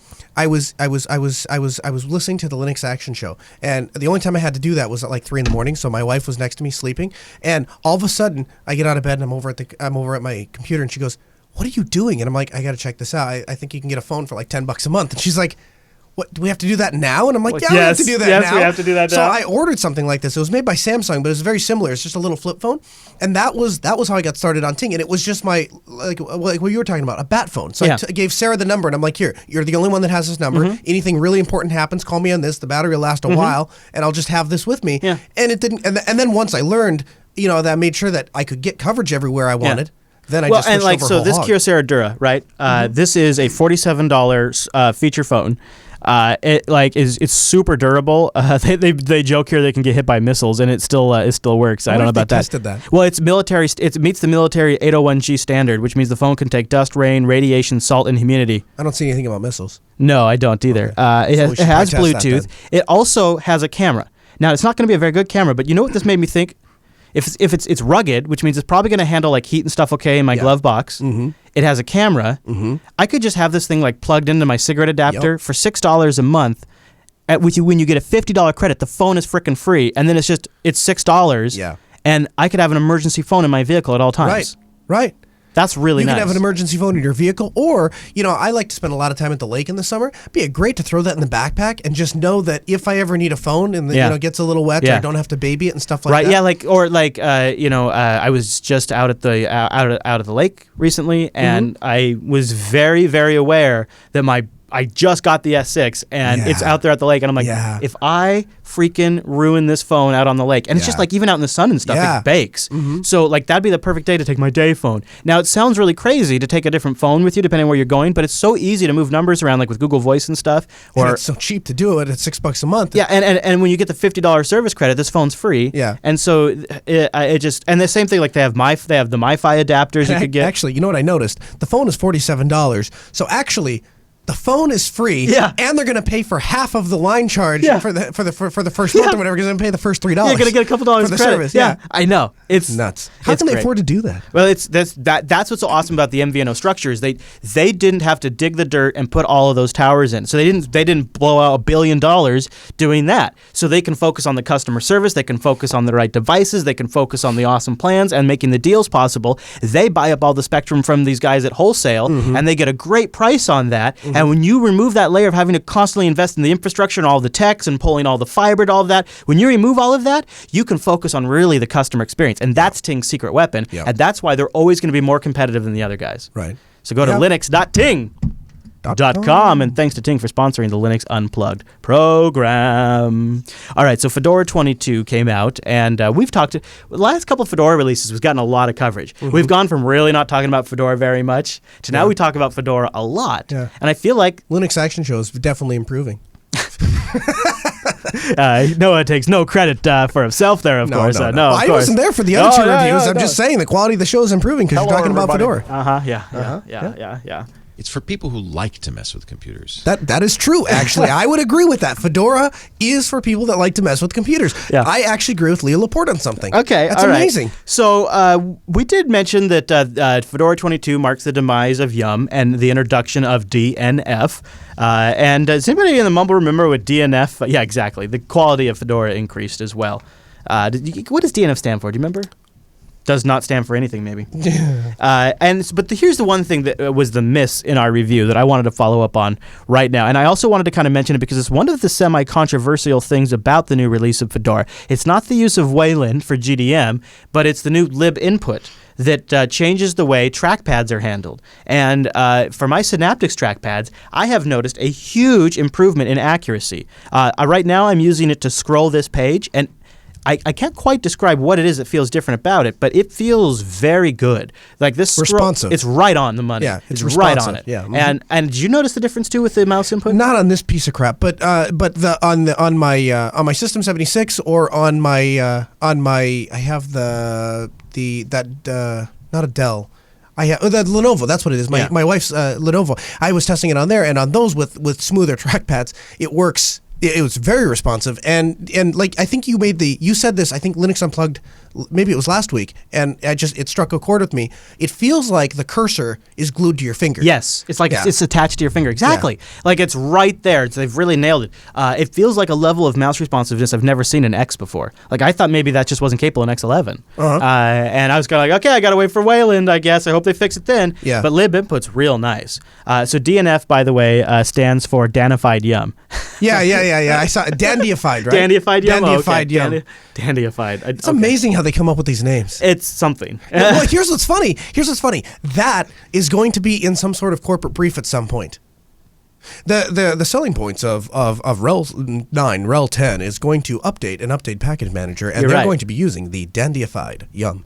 Like some guy in a business suit is going to sit there and have to listen to that. It's just kind of funny to me, you know? That is. I never thought about it from the RHEL perspective. Yeah. Anybody in the Mumble Room want to share their perspectives on Fedora 22 before I kind of get into what's coming up for Fedora 23? Nobody has used Fedora 22. You're all missing out. Do you know what you're missing? I've used every Fedora release since 1. That's a great release. And nobody has tried Fedora 22. This might be the best release of Fedora yet. Yeah, with a couple of exceptions. I've had some weird problems with Chrome under Fedora 22. A couple of my extensions did not install, which has never happened to me before. And Flash video plays. The Chrome tab shows the audio is playing, but I don't actually get any sound out from Chrome. That's an Adobe problem. It's a Flash. I know, but I've never had that problem before. I'm just kidding. I don't even know if Because it it does is it work- even Flash? Because Well- isn't it rendering in HTML5? Didn't we talk about that's this? right. I don't think it's a. That's I don't right. We ever tried think it's a- HTML5 video and it doesn't work either. It's just any sound in Chrome. Yeah. And Firefox doesn't have that problem. Yeah. So I've had those issues. But for the most part, it has been pretty good for me. Chrome is sort of a sticky point. I'd like to get the audience's response. Obviously, our virtual lug has not been too excited about Fedora 22. Yeah, well, I guess, so here's the thing, too. Fedora is not for everyone. And Red Hat acknowledges that Fedora is not for everyone, and I am a diehard lover of Fedora, and I acknowledge that Fedora isn't for everyone. Fedora is a great release if you, for a long time, if you wanted to use Gnome, it was a great release to have, because if you don't want to take the time to put Arch together, because maybe I just want to install my operating system, and I'd like to have things like a software manager and stuff like that. I think that Fedora fits the bill pretty well. And then, like I said, I think the real sweet spot is if you're a system administrator and you want something that you can try out the newest versions of something before it actually goes into stable production. I wonder too. That I think is where maybe not many. I wonder how many people are waiting for Kora 22, the respin of Fedora that includes all the codecs and makes it much easier for end users. So I want to clarify this. So somebody says they want to bring up the comparison to Antergos. Antergos is a great installer. It's a great distro, and I think it does do a very good job of just you plug the USB key and then I have Linux. However, first of all, there are tiny little issues that do come up with Antergos. Like its installer can be broken from time to time. Like the installer doesn't recognize the internet. That seems to be an issue. But the other thing is Antergos still is it's a very customized. It's very customized and it's very So okay, all right. Give me one example. All right, so when you plug the USB drive in, you have to choose. If you want to install, you have to choose you and your which USB desktop. drives. Oh, sorry, you put the CD in, Chris. No, it's just, I just like that this USB, like how the desktop environment handles the USB storage medium is like a major issue for you. No, like it's like a deal breaker. That's not what I was talking about. I was talking about installing it. But, all right. But you have to choose the desktop environment, right? And so for somebody that plays with a lot of Linux distros, that's super nice. And I think that's an awesome. Yeah. Sorry, go ahead. I was saying you get to choose a desktop. Yeah, that's true. You get to. But kind of the nice thing about Fedora is when I plug it in, I can just install it. Like some of those things are gone, and in some respects it's kind of nice because it's kind of a mix between this really bleeding edge and not just having to constantly pick every single thing. Yeah. I have a mail client. I have a web browser. So have you tried Kora? No. Well, yeah, a while ago. I haven't tried it with obviously with 20. They don't have Kora 22 out yet. Well, and I think like people in our Mumble room, if you've been kind of, or in our audience, if you've kind of been borderline curious about Fedora, but you're worried about it maybe not working for you, you could just try straight up Fedora. It's pretty great. Yeah. Kora 22 when it hits though, one of the things I really like about it is it comes loaded. Again, I know this is always my go-to, but it just comes loaded with a ton of stuff that I like. So you get to choose from Cinnamon, Gnome, KDE, Mate, or XFCE. It's got Adobe Flash already installed. Dropbox, Google Chrome is loaded with the Google Talk plugin. RPM Fusion repos are already set up. VirtualBox is ready to go. Third-party driver support is set up and ready to go, like for NVIDIA graphics cards. Steam is no problem to get going. Like it just takes all of the stuff that you might want and makes it ready to go. So I guess where I get kind of disappointed with that is, I guess it makes me disappointed that we have to have essentially a fork of Fedora to get those things. I would like to see those. They're using the respin tools, I think, in Fedora. I would like to get that respin if your opinion is reflected on a large user base, and I think that it is. I think it would be. It'd be nice to see those changes implemented in the actual. But they won't because of the legal issues. Right. So right. this true. is taking care of a problem that Red Hat can't legally do. Despite if Red Hat wanted to make the most amazing desktop ever, they couldn't because of legality. So they, you know what, these guys take care of it for them. And the thing is it follows pretty closely to Fedora. Mm-hmm. And if you want to use regular Fedora, you can. I just think Kora is a great option. Yeah. Fedora 23 is going to have a new way to upgrade. So FedUp has been around since Fedora 17. Have you ever used FedUp? Yes, I have. Mm-hmm. FedUp is getting rewritten. To be totally honest, I would not recommend upgrading Fedora. I've done it. I've done it a couple times, but I've run into issues far more times. Like, it's probably not an exaggeration to say probably 1 out of every 3 times something bad happens. Between 15 and 16 was particularly horrible because what would happen is you would upgrade the system, and it would just do this thing where it would load the login manager, and you type in your password, and then it would just go right back to asking for the password again. And I could not find a way to fix it. How annoying. Well, it's annoying when it's on your laptop and all of your, work is there, and I can't log in, and I'm sitting in front of somebody, and they're going, well, why can't you log in? Then I have to explain that I don't know why I can't log in, and not only can I not log in, but I can't even log in to find out why I can't log in. So here's what they're doing with FedUp. They say they've come to the conclusion that the current design is unsupportable, mostly due to upgrade.image, which turns out to cause more problems than it solves. So, for Fedora 23, FedUp needs to be redesigned.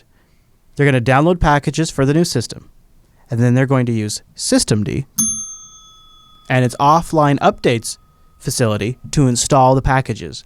This is really simple. They say it's going to be a simple enough approach that it probably will be provided by the system packaging tools. They have a proof of concept already up on GitHub, integrated in as a DNF plugin. Mm-hmm. As a DNF plugin. A dandified yum plugin? Yep. This behavior could be implemented by PackageKit, which would make it easy to write a GUI wrapper for it.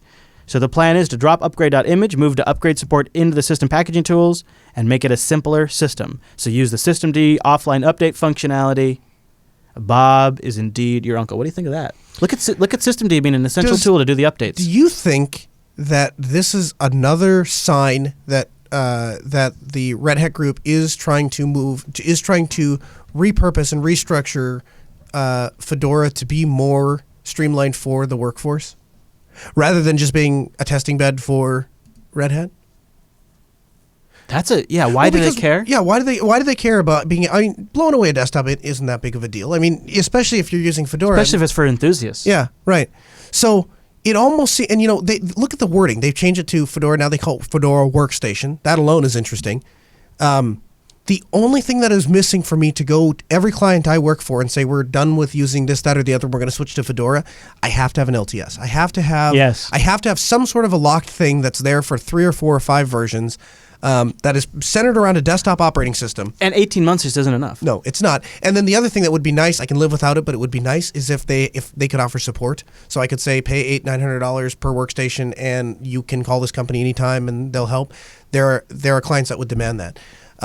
So if that would be nice, but I can live without that. We can do the support, so that's not the end of the world. I mean, that is how I make money, right? I guess you could turn it away as a moneymaker, I suppose, but I'm still not convinced it's going to be a workable solution, because the problem, honestly, is Fedora releases, and I think 22 is an example of this, in my opinion, take a month before they're good.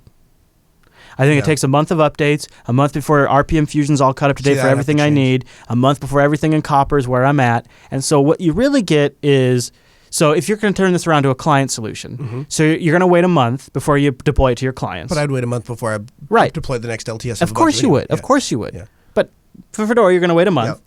Then you're going to schedule it, so it's going to be 2 to 3 months before you actually get it installed. Right. And then what do you more. really have? You have a 15, 14, 16-month support window. Oh, as it is, it's not usable. Even if the day it came out, I could get it installed, I still wouldn't do it. I don't have the time of day, the effort, and I'm not going to tell my clients they have to pay me.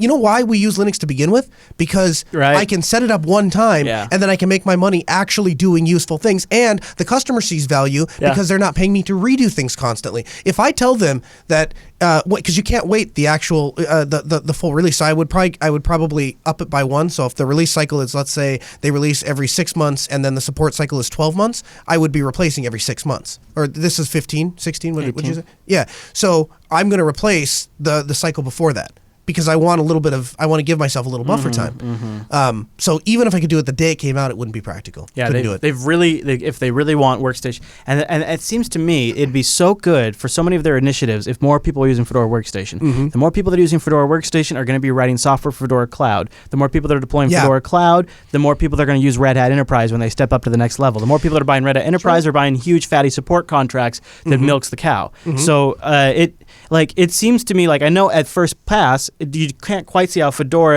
doubling down on Fedora and making it a long-term supportable product makes them money, but it to me seems pretty clear. You could put it on a lot of desktops, get a lot, and plus they're just going to have to compete with other distros anyways if they don't do it. And the model has been here for a long time to do stuff like this. So for example, how many times do you have a program that you have the choice between the unstable and the stable?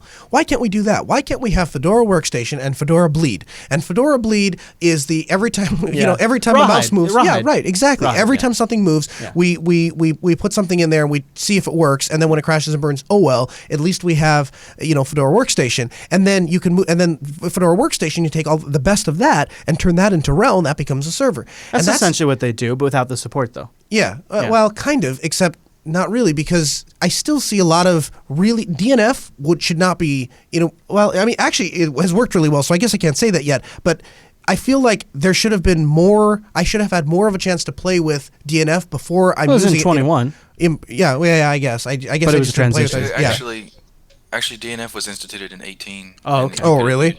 I started playing with it in 21. Yeah. Okay. Yeah.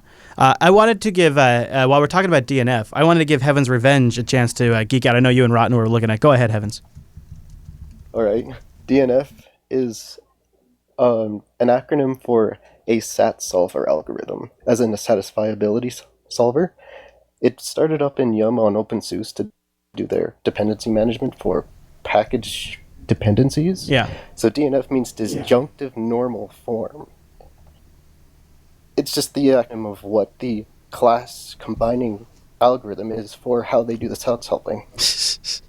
That's geeky. Thank you, sir. Thank you. That's a good way to end the Fedora discussion right there. I think, I invited Matthew Miller, the Fedora project lead, on the show today, but then we moved the show day. Sorry, Matthew, if you were going to make it. I'm fascinated to see where they're going, fascinated to see what Fedora 23 has in store, and see what they do with the workstation spin. I have a lot of interest in that. I think that's going to be a big deal. Just a couple of bits of business. We'll be back at our regular time slot on Tuesday next week, 2 p.m. Pacific. You can go to jupiterbroadcasting.com/calendar to get that all up in your business. We're also attempting to raise some more funds for the network, post Linux Fest and events. We are hoping to get some more support on our Patreon page over at patreon.com/today. We'll have some interesting developments coming there soon. And when you go over there, there is a video that Noah and I posted. In fact, if I go to post real quick, I can go pull this up. No, do you remember we did this? I posted this from my phone. Yeah. Yes. May Studio Update posted for our patrons over. Look at your face right there. It looks like I'm calling you out on something. Yeah. I think you were. Yeah. So we were there. I am rocking my HTML5 shirt, and Noah and I are doing an in-studio build where Noah shows us. Here, look at this shot right there. Look at that. You can see the rig we're working on, and we talk to our patrons about that. We do I try to do those from time to time for our. Jeez! Don't put Rikai in the shot. There's almost the beard in the shot. That's for the patrons only. Yeah. Cannot show that on the main. See, that right there is worth signing up to be a patron. Yeah, patreon.com/today. The money raised there isn't just for the Tech Talk Today show. It is for all of the shows, and Tech Talk Today is the way I thank you for that. And with that, we're gonna have some announcements of where that funding is going, but it helps us build a little runway and predictability without having to increase our sponsor load. Patreon.com/today. Also, last but not least, I'd love to get submissions from the audience for Runs Linux. If you have a cool Runs Linux rig, get some video or audio of it or pictures of it and send it to linuxactionshow@jupiterbroadcasting.com. If it's like a YouTube video, you could upload that and send us a link. We'd totes appreciate that. And then we'll feature it on an episode of the Linux Action Show. Now, we have a lot of really good episodes in the pipeline for the Linux Action Show, so tune in on Sundays as well, 10 a.m. Pacific, jupiterbroadcasting.com/calendar. And if you want to make this show better, linuxactionshow.reddit.com, including the feedback thread to share your thoughts on anything we talked about today. Noah, yes, is there any place you'd like to plug for folks to check out for you throughout the week? You can head over to Altispeed. There you go. And check out what I do during the day. In fact, actually, I think next week on Linux Action Show, you're going to find a slightly different aspect of Altispeed that we haven't really talked about before. Yeah, we're going to have a feature on that. Also, check out my new Twitter account. I've changed, but it's still Chris Elias. You just have to refollow it at Chris Elias. All right, everybody, thanks so much for this week's episode of Linux Unplugged. See you right back here next week.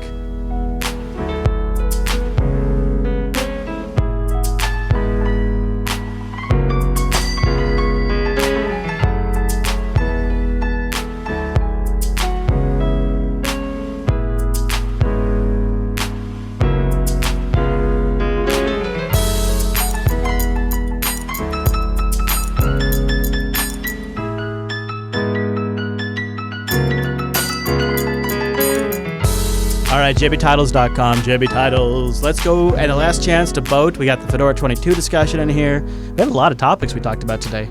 So jbtitles.com, and we'll pick that disjointed normal Fedora and do not Fedora. Wow, fed up with fed up. Wow, the year of the Linux laptop.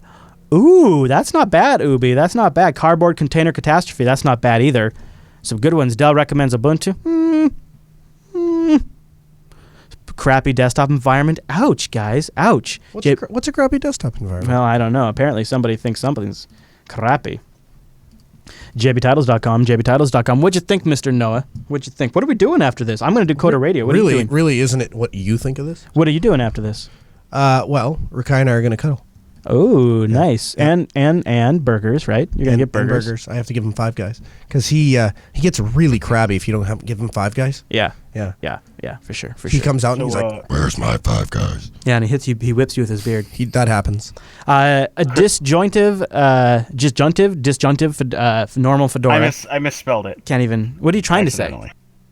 It was disjunctive normal form, and I changed it to just disjunctive normal Fedora. Cardboard Container Catastrophe and Year of the Linux Laptop are our top contenders. jbtitles.com.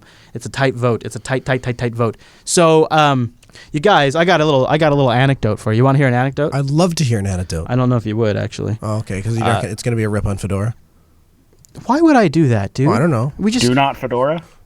Why would you do that? Why would I do that? Why would you do that? So, it kind of goes like this, you guys. Before Noah came out, Rikai comes into the studio and he says to me, Noah and I have been talking, like they've been talking offline for a while about what a mess it is in the studio. And about how they're gonna come in here and it's just time for the professionals to come in and clean up because Chris, you just haven't been able to figure it out. So the big boys are gonna come in and we're gonna clean up this wiring mess and make sure that all this is cleaned up. So if he has any audio issues, it must be because of that. Well, ladies and gentlemen, I am happy to tell you as I stand here, the wiring mess is now 10 times worse. Oh, okay. 10 times worse. So you'd prefer the buzz? Is what you're saying? I'm just saying. I'm just saying. I got schooled on my wiring and how it was going to be all cleaned up, and then you guys spent a couple of days in here, and it's 10 times worse. Look at that mess right there. Yeah. So. I love you're very good at presenting one side of the story. You're excellent. Am I? Yeah, you're very good. Oh. So here's the thing. First of all, the cables that I have to work with are the spare ones that are in the box because.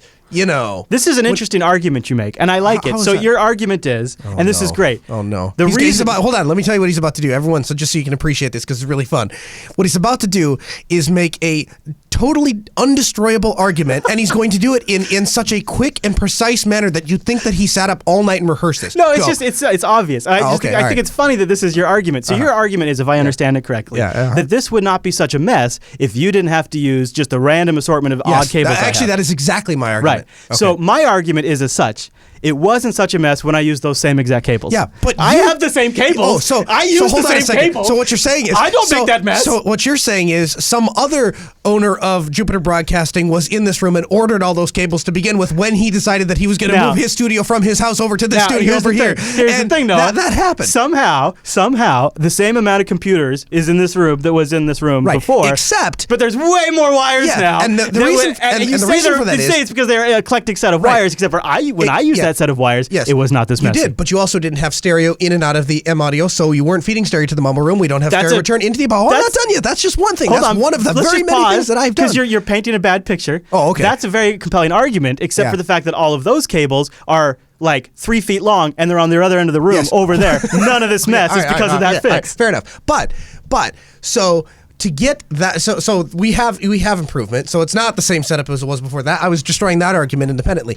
But now, the reason that the real reason for that cable mess back there, that rat's nest, that horrible mess, is because you don't have enough HDMI. You step in the wrong spot, it knocks the PC over, which actually happened during the show. Twice. So the reason for that is because since we don't have actual enough HDMI cables to go all the way over here, I can't put the computer where it was before. So it has to go on the floor so that this godforsaken VGA cable, which I haven't used a VGA cable in probably 10 years, somehow I have to use it because that's the only way that you can see this on here. So what we could do if the cable mess bothers you that much is I could go back and put the NUC back in. We could go back to a buzz. Because but again, the buzz is kind of nice. Changes actually. The buzz. It does change the buzz. The buzz is gone. This PC, if it wasn't for that VGA cable, could be on the other end of the room. Yeah, that's true. Yeah. So what you're saying is I should go to Best Buy and buy a what do I need? Oh, you know what? Actually, you know what? I don't know. No, I'm about to destroy my own argument. It's not an HDMI cable that we need. It's another HDMI output on the box. Yeah, we do. Well, I could go buy an HDMI splitter. VGA is fun. So now of course Noah flies out tomorrow morning. And leaves me with a mess. Yeah. But that's fine. That's fine. That can be. There's a reason that I plan for longer, just in case I need to. Well, I wonder what a spectrum analyzer would look like right there. They say in the chat room. It looks like the pit of doom. have a Spectrum analyzer. I should have photoshopped this a little bit and added some additional cables. Yeah, and like dirt should you? and stuff. Yeah. I'll tell you what, I'll come in here while you're in the middle of Coda Radio. there I you can go. zip Clean it tile up. this stuff. Yeah, Good. No problem. All right, speaking of that, we got to go. So let's see where our titles are at. jbtitles.com, and I'm refreshing.